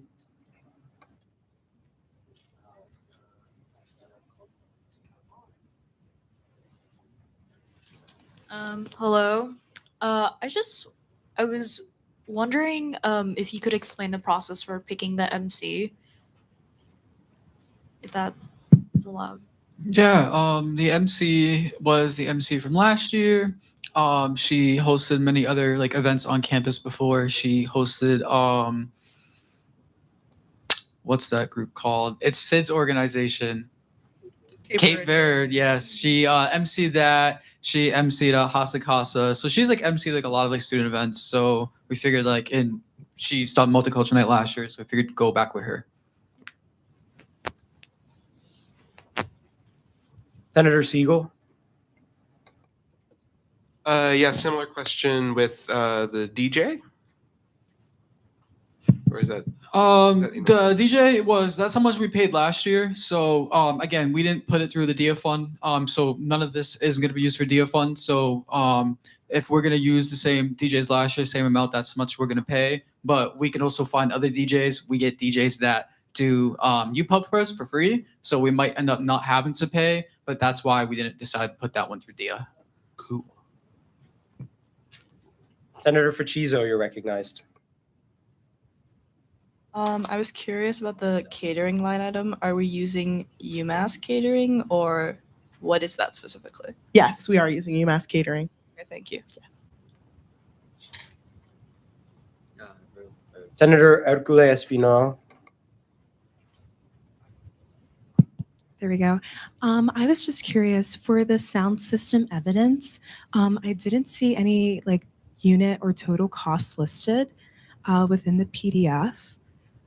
Could you maybe why that is? Yeah, so like similar to the security, law enforcement, EMS changes, I believe that we don't know like the full amount that would be until after the event. So that was just based off last year's number.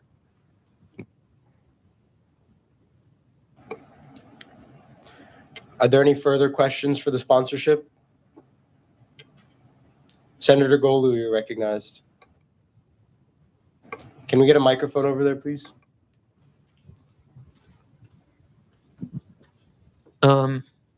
It's only $187, but where do the plates come from?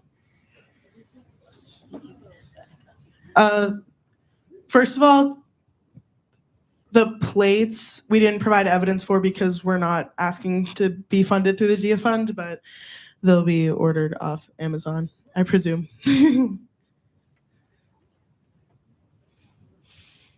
Speaker.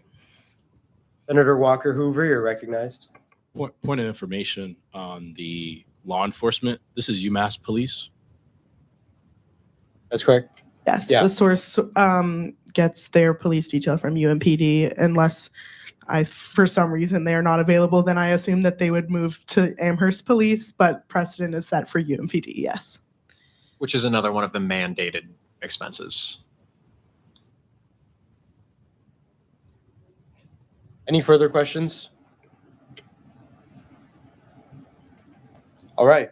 Is there a second for the main motion? Second. Thank you. Senator Walker Hoover. I'm kind of confused. Law enforcement and security, like the point of information, like the difference between that, like. Yeah, so security is Green Mountain Security. They're the people that do like the Mullen Center if you've been there for like hockey games or sporting events. If your event is large enough, you're required to have UMPD if it's open to the public, which ours is. And then if you have a large amount of students, you have to have Green Mountain Security. Are there any more questions? Questions will be out of order moving forward. Are there any more questions? Chair Mello?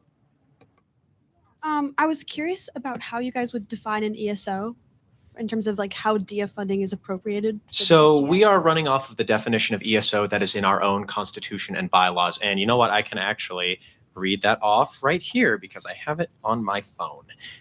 So as our constitution and bylaws say, it is literally under a section definition of established student organizations. Established student organization shall be defined as a permanent co-curricular organization operating under the guidance of guidance and supervision of a full-time staff member or graduate student assistant, high JD, which provides services to University of Massachusetts Amherst students, including, but not limited to, advocacy, activities, or media. which we do all of those. And additionally, if the worry is that the SGA is not ESO, so we would not be qualified for this, in the DIA guidelines, it does say who can apply: any active ESO/RSO in good standing, and then in parentheses, including SGA entities. And if we aren't an SGA entity, we have bigger problems.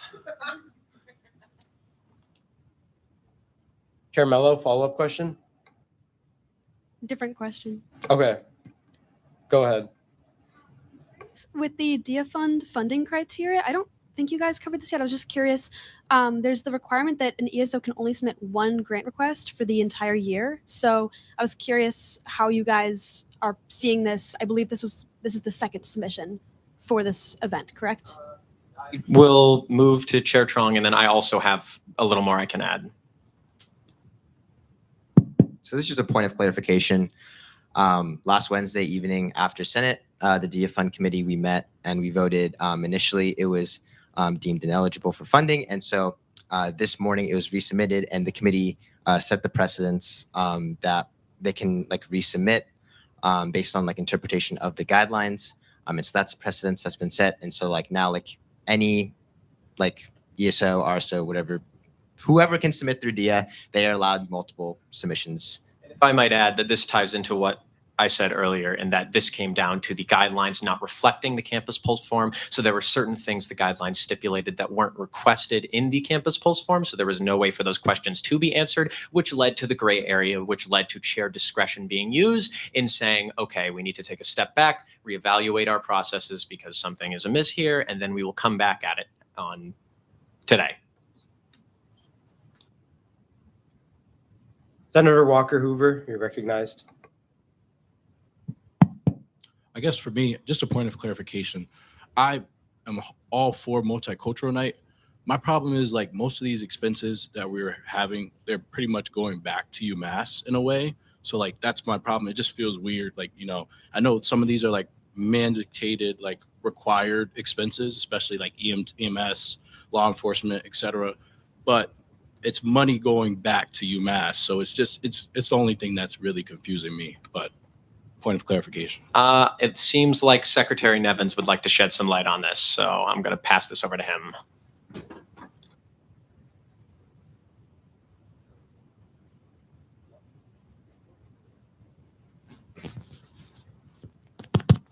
Just a point of clarification. Almost all of the expenses on any DIA request is going to be money going back to UMass. Catering is typically the biggest expense because I believe it's $40 per person that is an attendee to an event. Something along the lines of that can be corroborated by someone else that knows the exact answer. That is an issue that we can take up separately with the administration. In regards to this, it's kind of just a necessary evil that the expenses go to the UMass offices in which we are guided to by source when we make events like these. Chair Trong. Yeah, this is a clarification. And this is not only a DIA thing, but it's also in our general funding processes from last year.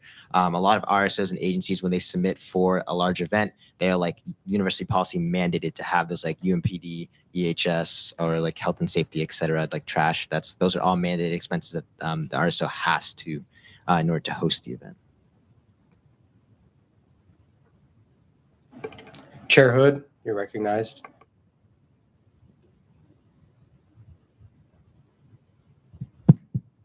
So just to be clear, if we vote on this and accept it, the precedent will be set that ESOs, at least for this year, will have multiple submission attempts for DIA funding. Is that so? And if so, how many attempts will ESOs get for DIA funding? The precedent has already been set because the DIA Fund Committee considered a second application. So how much? Also, it was because the guidelines, I would need the guidelines pulled up, but I believe it says you. It uses a pronoun, which we decided was a member rather than the institution.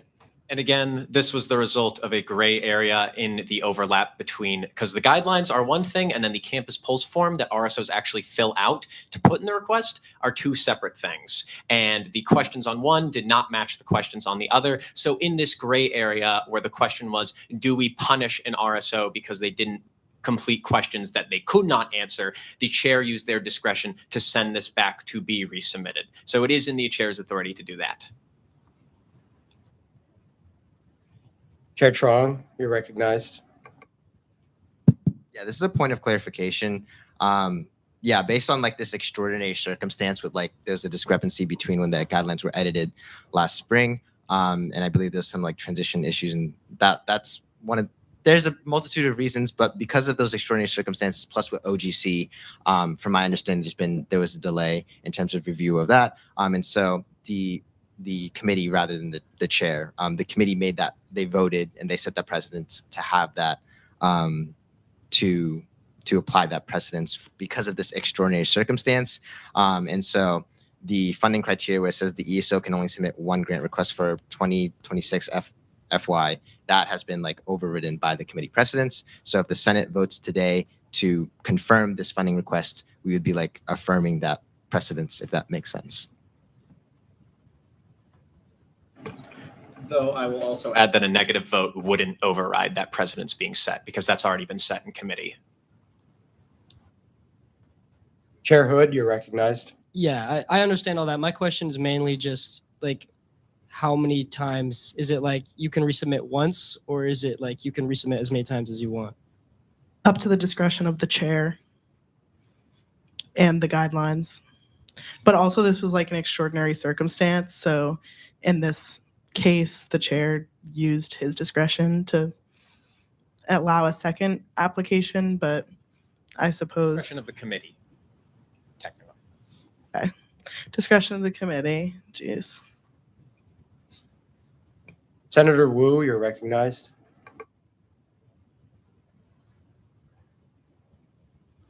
Sorry, I was just wondering, so RSOs are allowed like a submission at the discretion of the chair? Just a clarification question. Are allowed to submit or Resubmit.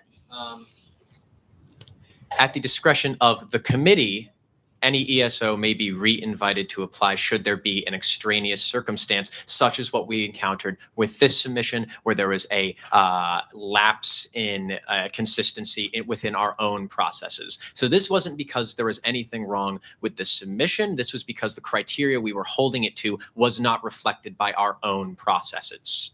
So we granted leeway due to an error being made on our part, not due to the RSO making any mistake.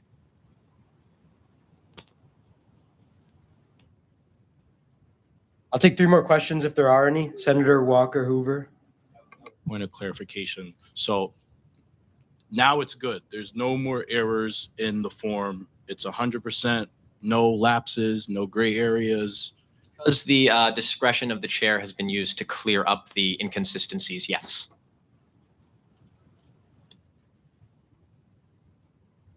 Senator Hercule Espinal.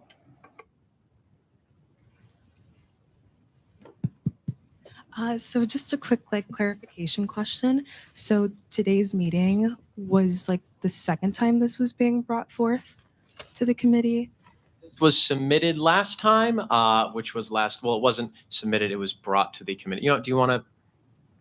A separate application. Yeah. So, Sure, yeah, I'll allow a follow-up. so when was the first meeting? Last Wednesday. Yes, after was last Senate. Wednesday.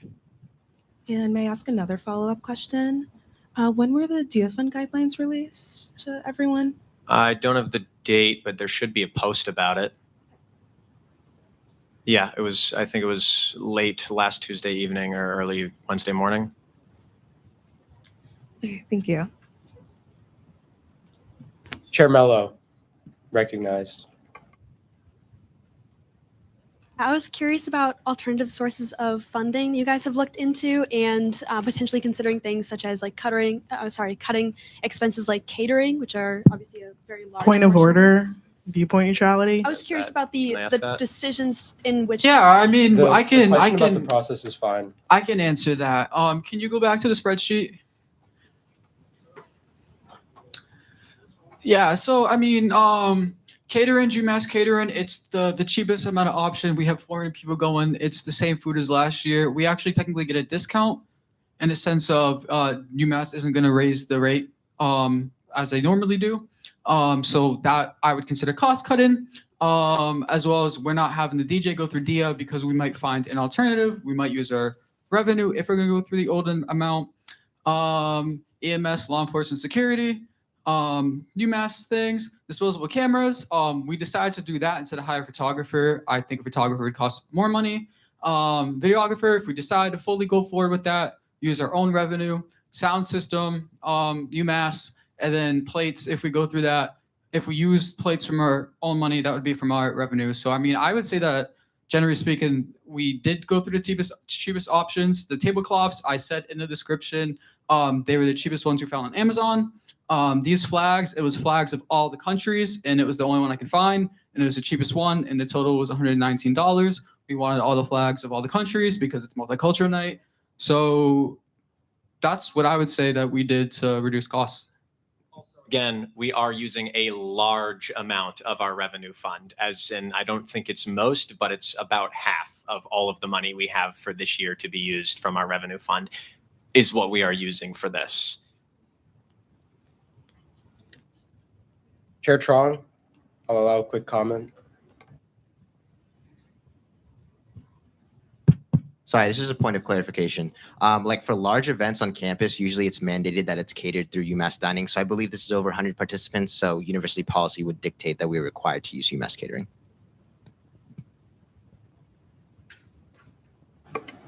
Thank you, Chair Trong. Senator Walker Hoover has something quick.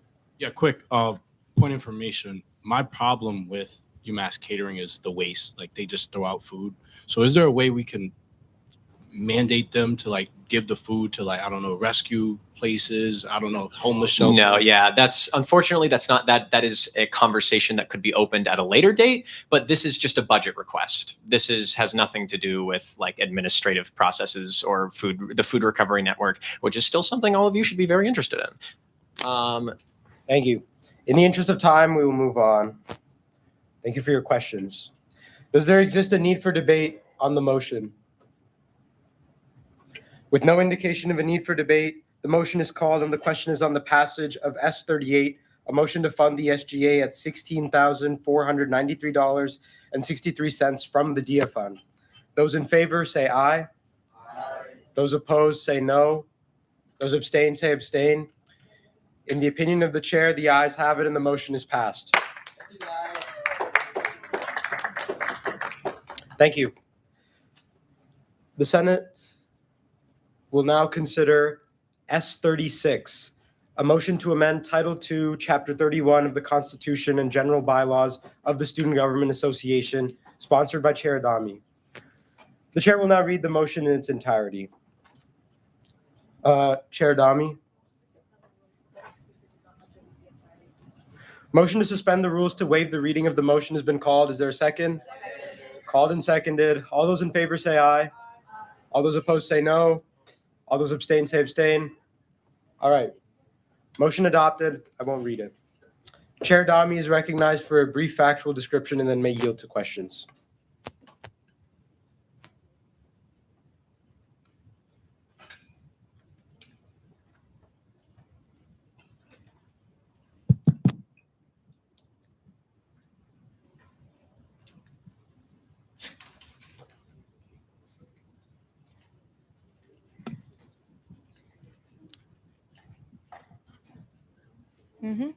Go down. Yeah. Go down. Go down. C and D. Okay, so we just added these subclauses C and D. Entertain all motions to appropriate funds from the Capital Improvement Fund and entertain all motions to appropriate funds from the Agency Emergency Fund. This is obviously just to reflect the changes made in Title VI. Any questions? I yield my. Any questions for the sponsorship?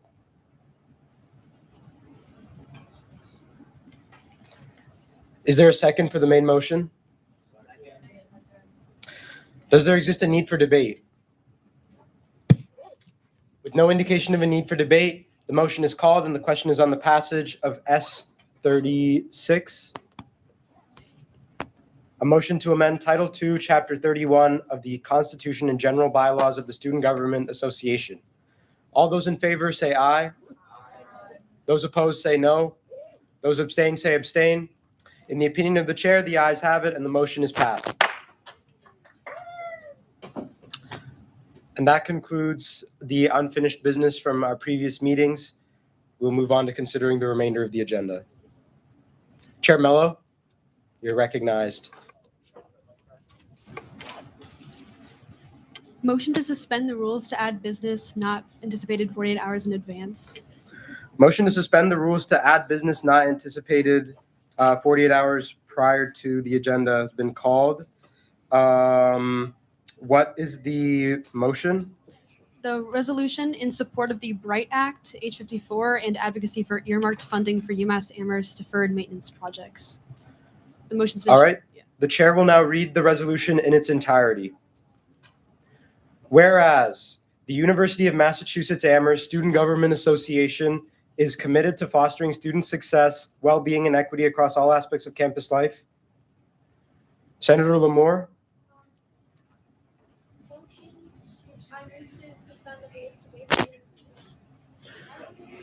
Motion to suspend the rules to waive the reading of the motion has been called.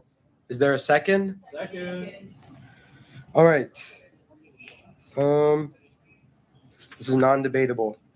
So the motion is called. The question is on the adoption of the subsidiary motion to waive the reading of the resolution. Those in favor say aye. Aye. Those opposed say no. No. Those abstain say abstain. I don't know. Vote in question. All right, we're gonna do.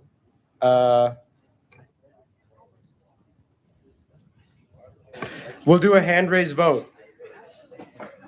If you are in favor of waiving the reading, please raise your hand. Raise it high, please.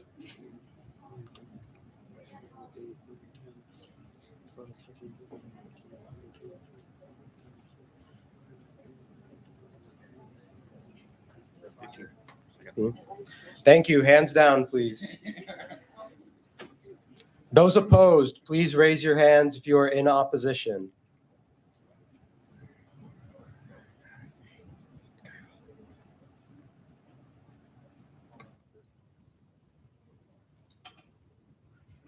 All right, thank you. Hands down. Abstentions, if you abstain, please raise your hand.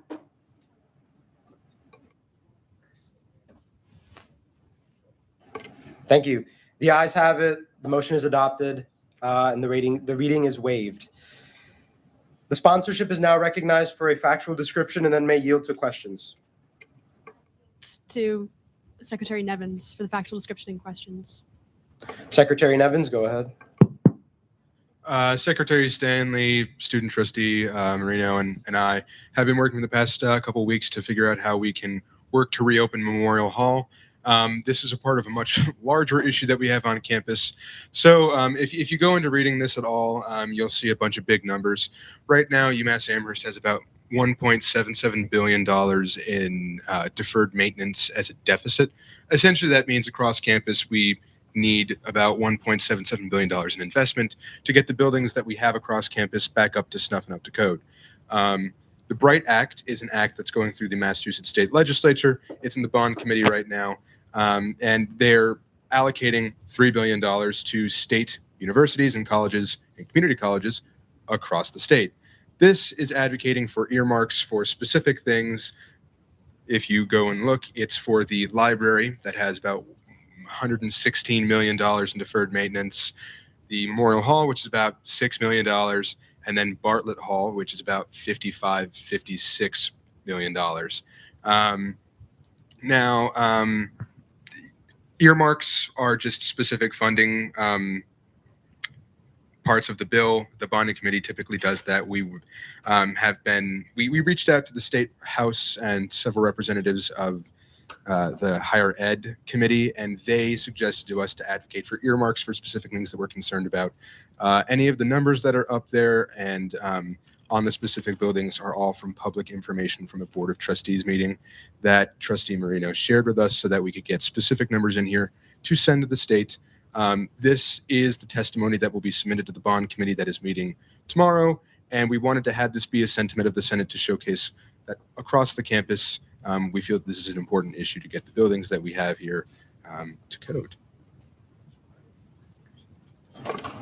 Thank you. Thank you. Any questions for the sponsorship? Senator Walker Hoover, you're recognized. Yes, point of information. Bless you. Point of information. This is only for deferred maintenance projects and not hypothetical maintenance projects like, adding more dorms because, the tragedy last Friday at Olympia Place, and the housing crisis on campus. Bless you again.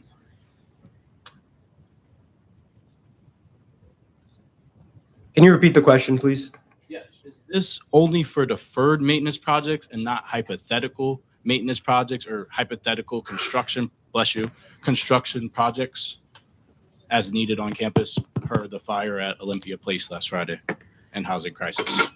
Yeah, this is the Bright Act is only for deferred maintenance. The Drive Act is another piece of legislation that is only for research funding. The Board of Trustees and the university are working to build more dorms. Those are going to be through public-private partnerships that they have yet to conclude the contracts with. I know that those P3s are certainly very close, and they're looking to have them be rent controlled so we don't fall into another Fieldstone situation, because that is what happened last time. We did a public-private partnership with them, and those rents are incredibly costly. This is specifically for buildings that have fallen into disrepair. Chair Mello. Yeah, just to respond to that also, the university relations team has been requesting that students, including the student government, are active in helping them advocate to the legislature for both of these topics. So if that's something you're really passionate about, contact Nevins and I. We're happy to work with you and find something that, we can do the same thing for, basically, for the other act, if that's a major concern. Yeah. Thank you. Any further questions? All right. Is there a second for the resolution? Actually, wait.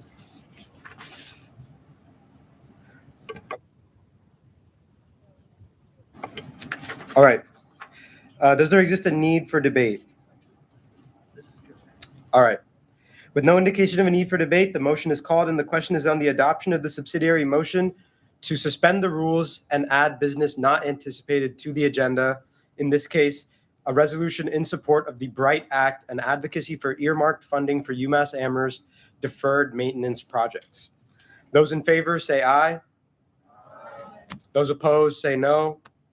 Those abstain say abstain. In the opinion of the chair, the ayes have it and the motion is adopted. This resolution will be designated Resolution 6 and will be considered at the end of the agenda. Thank you. Anyways, going back down the agenda, no new business was submitted to the Office of the Speaker for this meeting.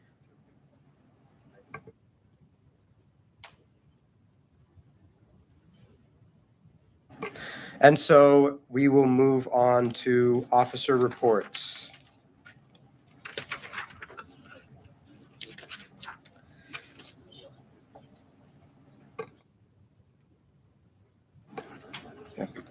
University Student Trustee Marino is recognized.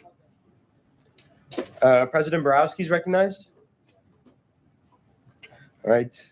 Vice President. Okay. My report's in the report packet, so that's pretty much it for me. Cody didn't have anything either. Is the Chief Justice present? No. Is the RHA President present? Nope, doesn't look like it. Any RSO Council Presidents may be recognized. Any agency representatives may also be recognized. All right, we'll move on. Any Cabinet Secretary seeking to make a verbal report may be recognized. Secretary Gatto. There you go, Karen. Ooh, I was going to bring this up as my notes. I'm just making essentially a verbal report out because I didn't get mine in on time. Oh, sorry, Maddie. So last week was election day, which is great because we had town council elections. And last Monday was also a town council meeting right before then, which I attended. And the only real takeaway that I want to bring to attention is there's a group called CSSJC that I communicated with, and I'm in the process of setting up a regular meeting with them. They do a lot of great work around town. They're responsible for certain initiatives you might have heard about, like CRESS, just a group of social workers. You can find out more about them. And then on the point of election day with town councilors being elected, I've been in contact with most of the winners just to congratulate them and keep in touch.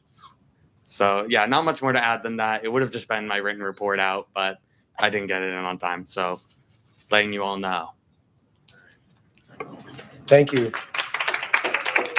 Are there any questions for Secretary Gatto? All right, thank you. Secretary Nevins, you're recognized. I am going to provide a written one so that you have more context to what I'm about to say because I want to keep it short. I sent the executive summary, the endorsement letters of the bus initiatives that I have to Shane Conklin, who is essentially in charge of all of that kind of bus things that we have here at UMass Amherst.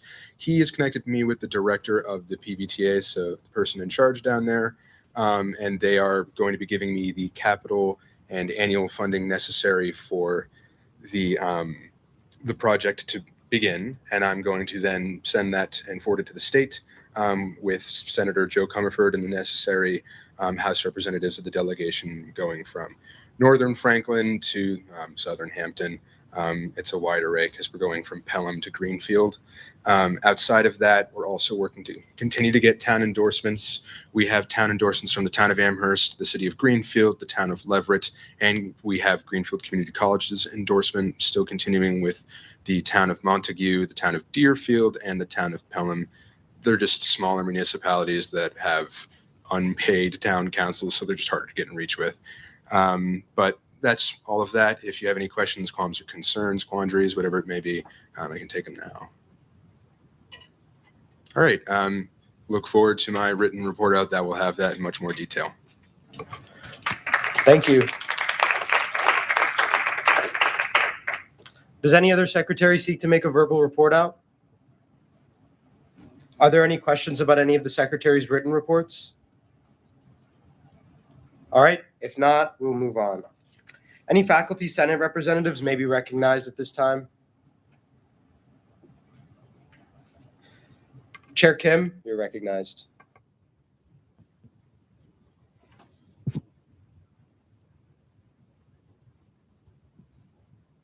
Hi, everyone. So earlier today, and this is why it's not in my report, do you want to come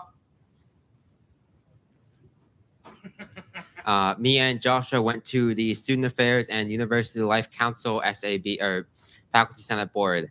I just realized I don't have my computer with me, so I don't have my notes. But we went over, the main thing was the, what's the small device thing called? So like, we talked, the police chief came in and talked about and gave a brief presentation on personal mobility devices. So like e-scooters. Who has almost been hit by an e-scooter? Oh yeah, okay. Almost everyone here. Like, like people. Okay, so we went over like possible things that we can introduce on a on this campus. So he went over like, here are some campuses that completely banned e-scooters, and okay, there's some support for it. Not from Will. Okay.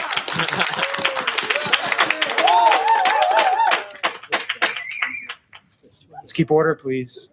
Okay, so some people have strong feelings. So if you guys are interested, I'd love to put together, like, I don't know, get together a forum and see how students on our campus, especially Will, feel about having e-scooters on campus.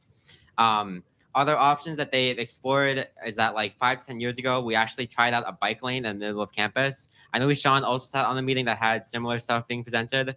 So they're trying to figure out how do we make sure that students are safe. We're doing things proactively, not before a student gets hit by an e-scooter or something and gets grievously injured, which would be pretty awful. I think we can all agree on that at least.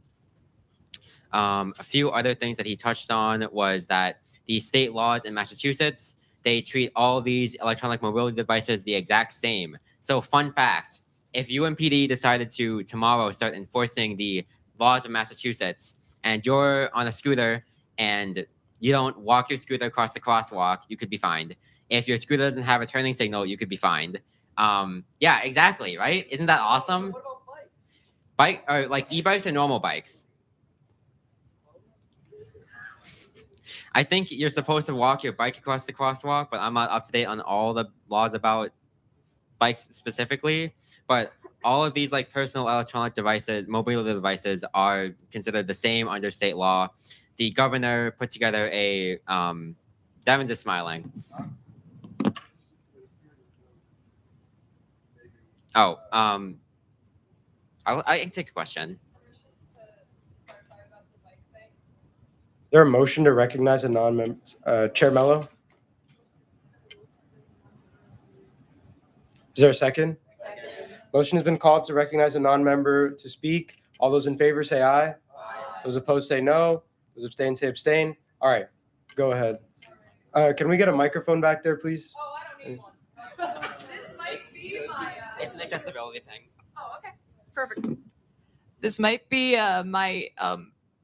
Could you grievance- state your name for the record, Oh, too, hello. please? I'm Kaylee Brown. I was just here to spectate and hopefully meet some people after the meeting. So, but yeah, with bikes, I'm like 99% sure you're supposed to walk all bicycles through crosswalks for safety purposes. And I get pretty annoyed when cyclists don't do that, especially driving in my hometown. Bike lane, I'm so worried about hitting a tourist who doesn't know the state law.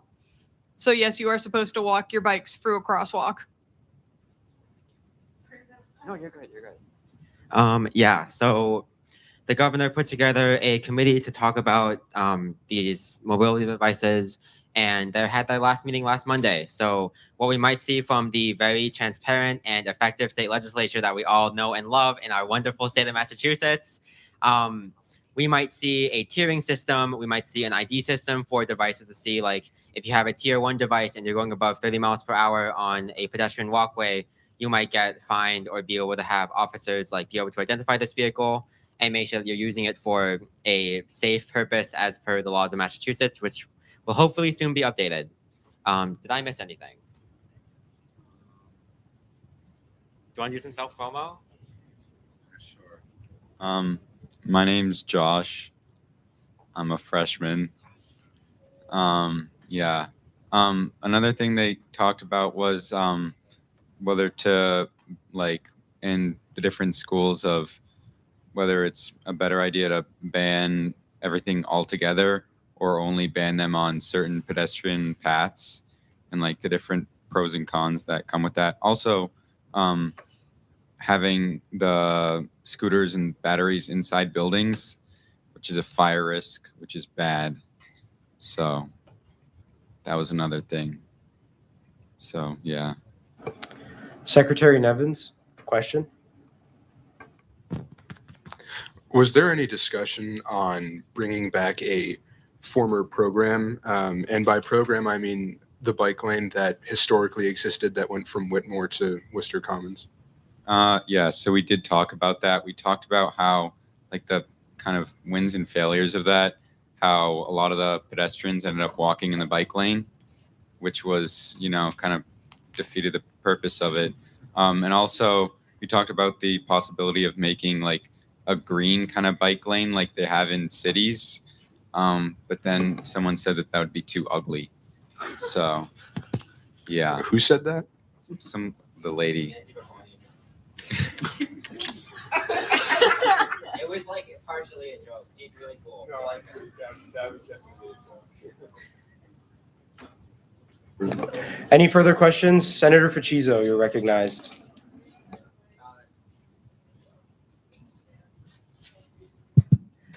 So you mentioned that the governor has a task force about this.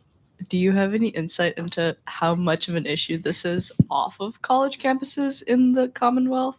Like, are people also being hit in residential areas of Massachusetts? So to my knowledge, and also just like also being a Massachusetts resident, I haven't heard of this being a like super widespread issue. I don't know what the commission is going to rule or what their final decision was. I'd love to look more into that. I do know that this one thing that one of the administrators brought up was that they banned them in Paris, so maybe there'll be an electric scooter ban in Boston, but that's about as much as I know about it. Senator Wu. I guess a point of clarification. I worked for like the Department of like Executive Safety or whatever, and like there are police departments that have like specific programs that teach like people like the bike law. So I think it's a big enough issue where like there are police departments across Massachusetts teaching people how to like, you know, follow the law when they come to their bike. Yeah, and part of UMPD not enforcing these laws tomorrow is because they know that people don't know about them. So it would be kind of rude to start finding people about this before they start like a public education campaign about where you can and can't use bikes or e-scooters. Any other questions? We'll take a couple more questions if there are any. All right, if not, thank you guys.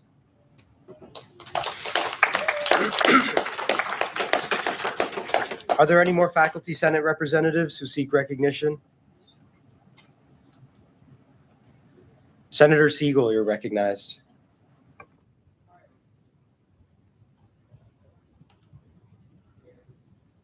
Hello? Yes. Hi. Keep this very, very quick. I have not been to a meeting of this yet, but I've been getting a lot of emails from the Faculty Senate Health Council, who are hosting an event entitled, a panel entitled Straight Talk on Vaccine Safety, Clearing the Confusion. And they're going to be talking about vaccines, and that's going to be Tuesday, November 18th at 4 p.m. It'll be hybrid, Zoom, and in person in Skinner 012. So I guess Skinner room 12. Any questions, Senator Schuette? Yeah. Wait, holy moly, I've never done this. Yeah, you should definitely go. It's going to be very informative, and based on all the emails we've been receiving, it seems like there might be some goodies. Who knows? Always very good to come out to events like these because you're going to get a lot of good, strong factual information from people who actually know what they're talking about. So, highly recommend.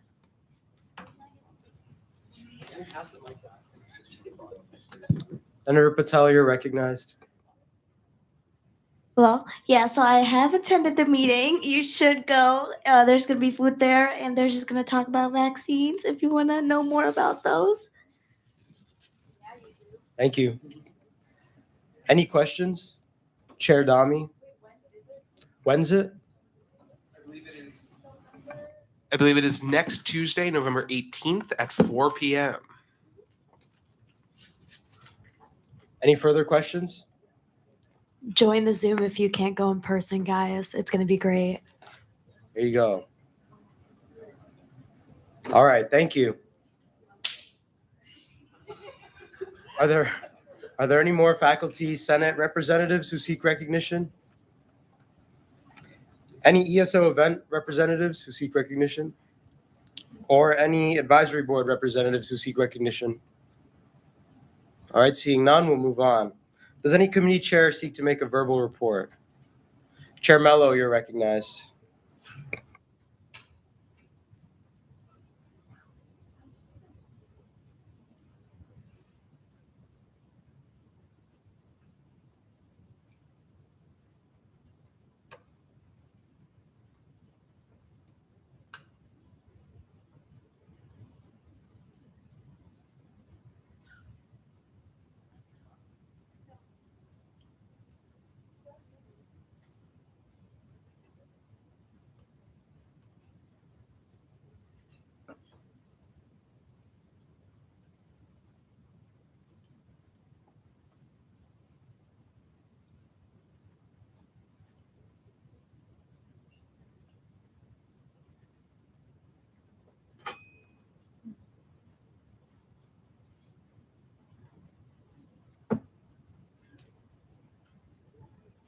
So I have two things. Hopefully they don't take too long. First one is the menstrual products survey. So in collaboration with Chair Trong and my Vice Chair Ria Patel. Huge shout out to her for this.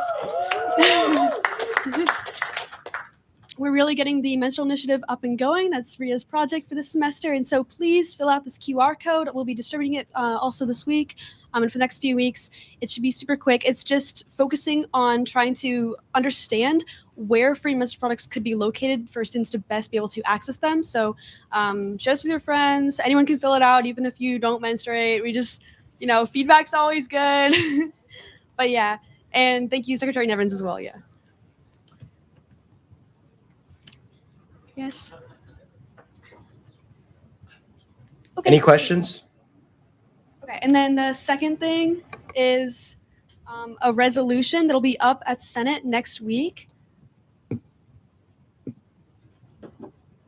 So it is the resolution opposing the compact for academic excellence in higher education. So that is a compact that was distributed by the Trump administration. I've talked a little bit about it, and my committee has worked on this with me. So huge shout out to AO, and thank you for everyone else who's participated in this. So basically, just gonna first do this super quick. So first of all, we're just looking at what is the compact. So just describing what it is. You guys can read that on your own.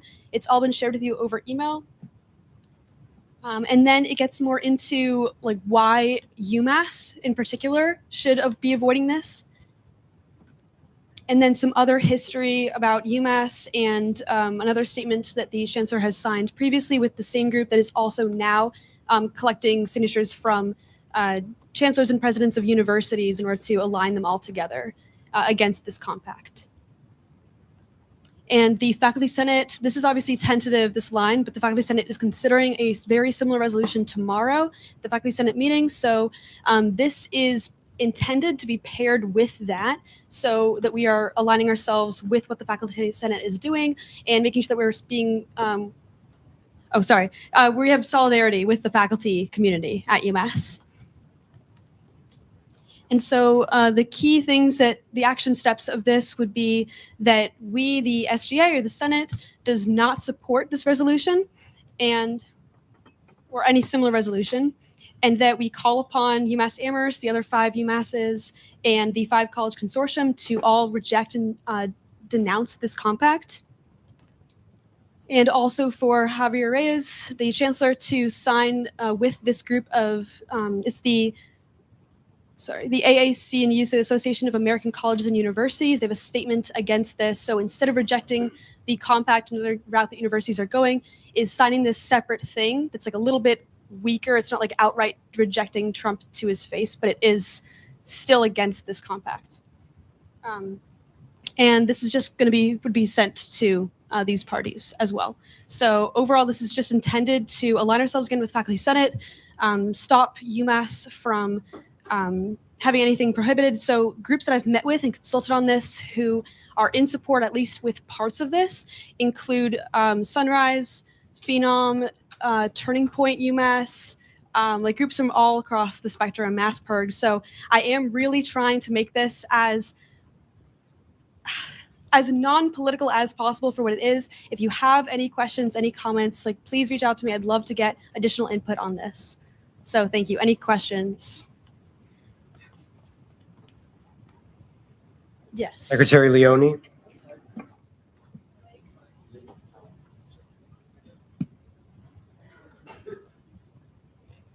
This is just a couple of questions about parliamentary procedure. So is this technically the first read-in?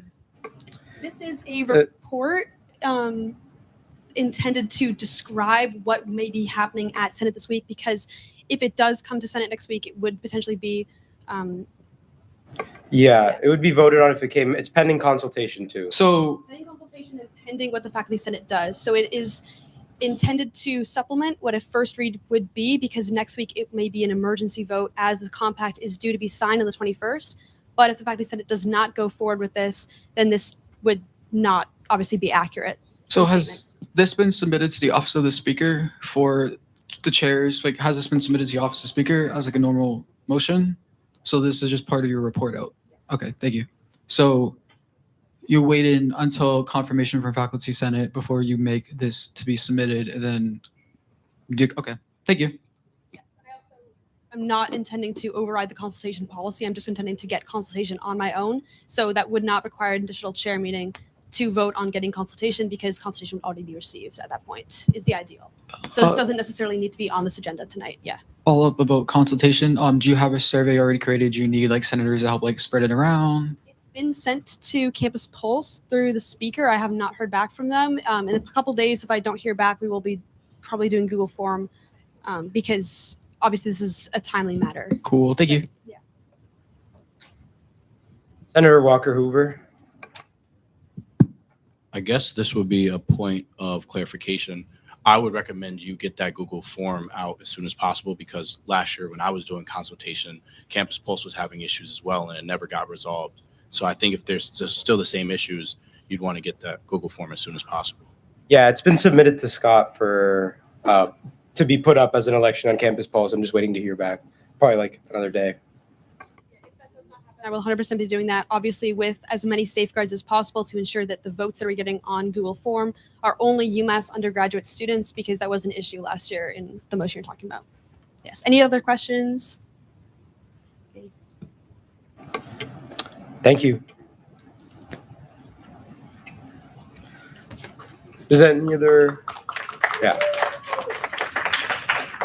Does any other committee chair seek to make a report? Chair Trong, you're recognized. Yeah, briefly. First, like to special thanks to the Ways and Means Committee, Administrative Affairs, JD, as well as everyone in executive and the Office of the Speaker for looking through Title VI. I know this has been up for 3 weeks, and at some points, it's obviously been a little bit contentious, but I think we all made it through. We all engaged in, civil dialogue. Wasn't perfect, but I think we all made a really good effort, and I just wanted to say thank you, everyone, for sticking around this late.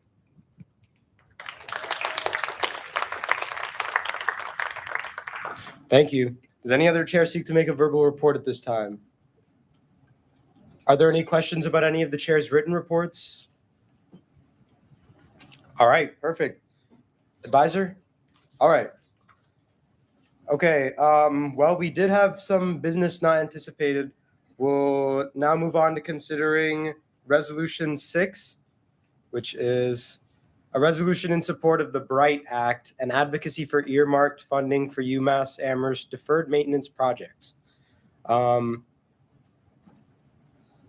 Do people still want me to not read the whole thing? Okay, still waived. Sponsorship is recognized for a brief factual description. We already kind of went over this, so I feel like this is just a moment for if you all have any questions, I can try and answer them, or if you want me to particularly go over a section that you're looking at, we can do that too. Wait, can I add something? Just to add, I don't know if this was already discussed or not, but this bill does have a committee hearing tomorrow, so it is imperative that's why we put it up business not anticipated, because we do need to get this passed, or we have to make a decision on it, whether or not to send this to the state legislature before the committee hearing tomorrow. Senator Ficizzo, question.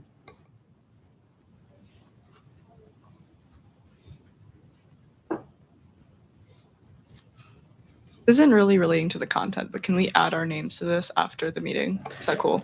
Yeah, if you want to have your name added to the list of co-sponsors, just come up to the podium at the end of the meeting. Thank you.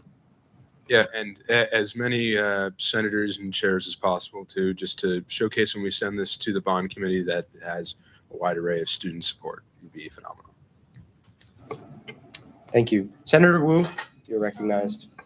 Okay. I was just wondering if any of senators or I guess any of the executive members are planning to testify, or is this just the letter being sent? This is our written testimony that will be sent to that specific committee, and we're also sending it specifically to the chair, Senator Paul Mark, who assumed the duties after the death of Senator Kennedy.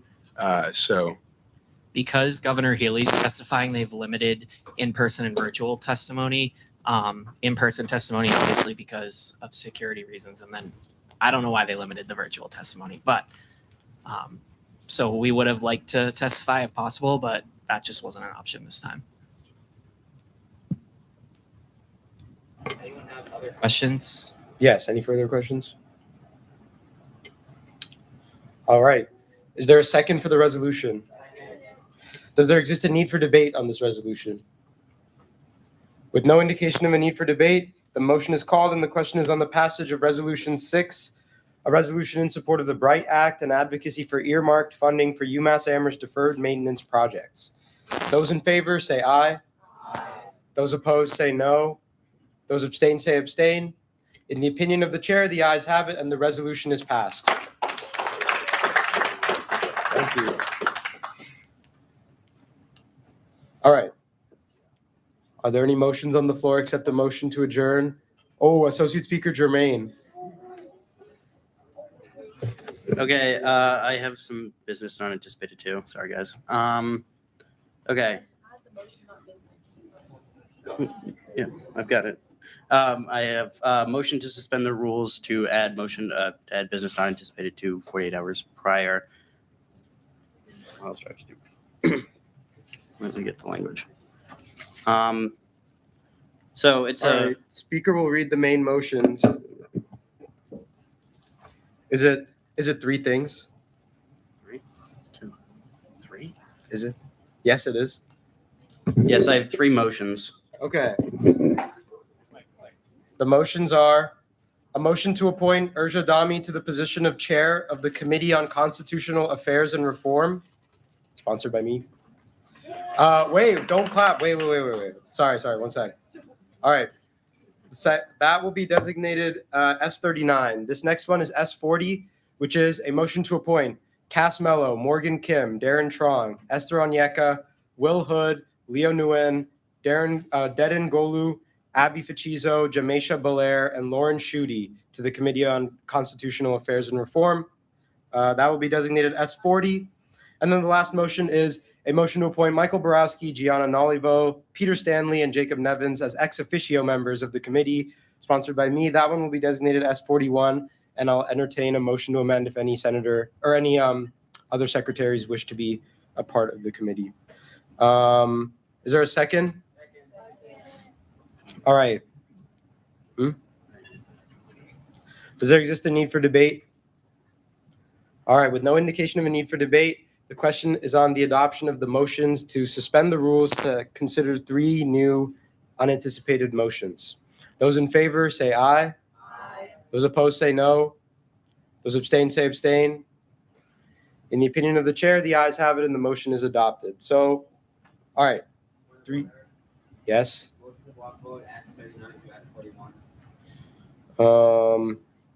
Yeah, okay. Is there a second for the block vote? All right. Block vote, again, that means voting on all of them at once. All those in favor say aye. Those opposed say no. Those abstain say abstain. All right, the ayes have it, and so we'll consider S39, S40, and S41 on block. Basically, we formed this committee last week. Again, it's just going to be voting on the new provisions of the Constitution to come here, which are going to be voted on and then sent to the Board of Trustees. Urja is going to be the chair of that committee, and I read out the names of the people who are on it, but all the senators were people who came up and expressed interest in the committee and were chosen by Chair Dami. The ex officio members, again, I'm open to amending if there's any members of the executive who want to be on that committee. All right, perfect. Are there any questions? Secretary Leone, you're recognized. Yeah, can you talk about like a little bit like what this committee, like what the goal is, and talk a little bit about like procedure? So is this like a Senate like just like a select like subcommittee, and is this constitutional committee, if you will, are they gonna like, go through any changes they make? Is that gonna go through like AA afterwards for like any changes? Like what is kind of like, can you just like walk me through kind of like what the goal is of this committee? Yeah, sure. So we've obviously had our internal structure working group, which has been devising a new structure for the SGA since the summer. This committee is just going to be formalizing those as legislation to be voted on. So the process will be, it'll go from the committee to AA for obviously review to be, formatted and stuff, then to the Senate to be voted on by a 2/3 majority. Then constitutional amendments have to be passed by a majority of the student body in a ballot referendum. after that, it'll be sent to the Board of Trustees for the final vote. And if the board approves it, then we'll have a newly amended constitution. So this is kind of just basically starting the process of formalizing everything that's been worked on in the internal structure working group. If that makes sense. Senator Walker Hoover. Not a secretary yet. Point of inquiry. Is it a conflict of interest to have the chair of AA also be the chair of this Constitutional Affairs and Reform Committee? I don't think so. We felt that Urja had an appropriate level of bylaw literacy and just experience with our processes, especially related to amending the bylaws. And so we felt she was in the best position to chair this committee. And otherwise, I don't see any conflict of interest because the chair position itself anyways is more of like a moderation role, and Urja would only cast votes to break ties if there are any. Secretary Nevins, you're recognized.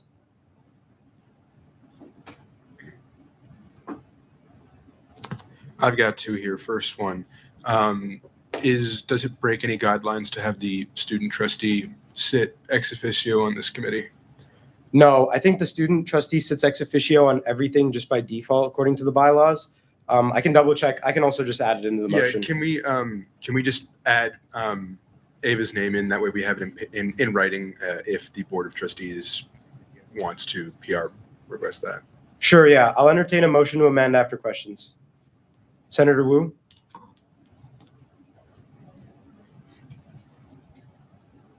I was wondering if the student judiciary was consulted for this.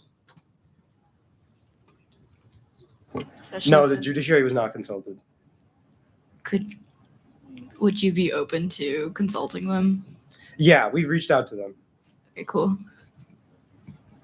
Chair Mello, did you have anything?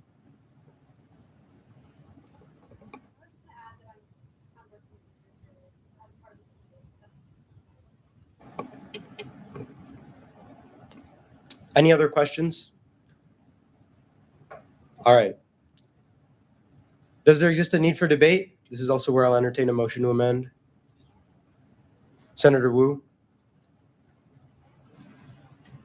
Well, it would be motion to amend S41 to add the student trustee's name as an ex officio. Oh yeah, motion to amend to add the student trustee's name, Ava Marino. Is there a second? Second. Does there exist a need for debate? With no indication of a need for debate, the motion is called. The question is on the adoption of the motion to amend to add Ava Marino to the list of ex officio members of the committee. Those in favor say aye. Aye. Those opposed say no. Those abstain say abstain. All right, the ayes have it, and the motion is adopted. So we'll throw in Ava in there. Perfect. Any further motions or need for debate? Wait. Point of inquiry? Point of inquiry. So I guess this is for Cass, but to what extent would the judiciary have, I guess, jurisdiction over the constitutional amendments? Whatever role. Thanks.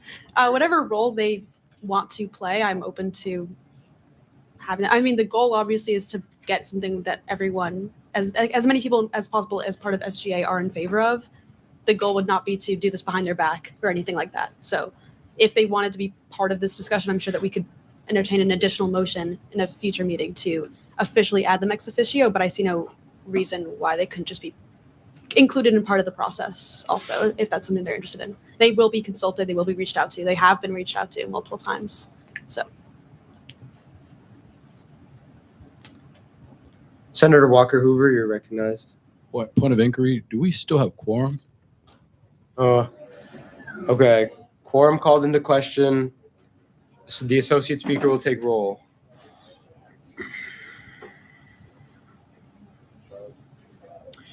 Senator Ashrafi. Senator Ashrafi, present. Senator Baker. Senator Baker, absent. Senator Chamu. Senator Chamu, present. Senator DeHaze. Senator DeHaze, absent. Senator Durrigi. Senator Durrigi, present. Chair Dami. Chair Dami, present. Senator Dang. Senator Dang, present. Senator Fuchiso. Fuchiso, present. Senator Haycock. Senator Haycock, present. Senator Ercole Espinal. Present. Senator Hirnandani. Hirnandani, absent. Chair Hood. Chair Hood, present. Senator Huang. Huang, present. Senator Jame. Senator Jame, present. Senator Kennedy. Kennedy, absent. Chair Kim. Chair Kim, present. Senator Cohison. Cohison, present. Senator Mari. Mari, present. Senator Meesum. Meesum, absent. Chair Mello. Chair Mello, present. Senator Morales-Aquino. Morales-Aquino, present. Senator Nalibo. Nalibo, present. Senator Ng. Senator Ng, present. Chair Nguyen. Chair Nguyen, absent. Chair Onyeka.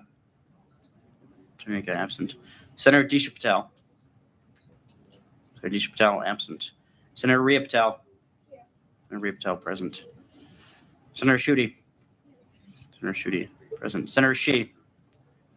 Senator Shi, absent. Senator Siegel. Senator Siegel, present. Senator Sun. Senator Sun, present. Senator Seversky. Senator Seversky, present. Senator Tacky. Senator Tacky, present. Senator Tahwani. Senator Tahwani, present. Senator Tao. Senator Tao, absent. Senator Tick. Senator Tick, present. Chair Trong. Chair Trong, present. Senator Valencia Gallego. Valencia Gallego, absent. Senator Verma. Senator Verma, absent. Senator Walker Hoover. Senator Walker Hoover, present. Senator Wu. Senator Wu, present. Senator Golu. Senator Golu, present. With 32 voting members, a quorum is present. Okay, thank you. We'll try to wrap up super quick. Questions are out of order at this time. Is there a need for debate or any further amendments? Chair Mello, recognized. Motion to add Julia DeMarco as an ex officio member of this committee. Okay, motion to amend to add Julia DeMarco to the list of ex officio members of the committee has been called. Is there a second? Okay, let's just knock this out of the way now. Are there any other secretaries who want to be added as ex officio members? Anyone? No. Sure, yeah. Any senators want to be ex officio on the committee? Okay. Called and seconded. Okay. If you want to be an ex officio member of the committee, please raise your hand high. Okay. All right. Motion to amend has been called and seconded. All those in favor, please say aye. Those opposed say no. Those abstaining say abstain. All right, the ayes have it. The motion is adopted. We'll put in the amendments there. Any further amendments? Any need for debate? All right. With no indication of a need for debate, the motions are called and the question is on the passage of S39, S40, and S41, which is a motion to appoint the chair, membership, and ex officio membership of the Committee of Constitutional Affairs and Reform. Those in favor say aye. Those opposed say no. Those abstain say abstain. All right, in the opinion of the chair, the ayes have it and the motions are passed. All right, are there any motions on the floor except a motion to adjourn? Okay, Associate Speaker already recorded ending roll call. Is there a motion to adjourn? Chair Kim, is there a second? Second. All right, motion to adjourn. Those in favor say aye. Those opposed say no. Those abstain say abstain. In the opinion of the chair, the ayes have it and the Senate stands adjourned until our next regularly scheduled meeting on November 19th at 6:30 here. Thank you guys for hanging in. Tonight was a long night, but we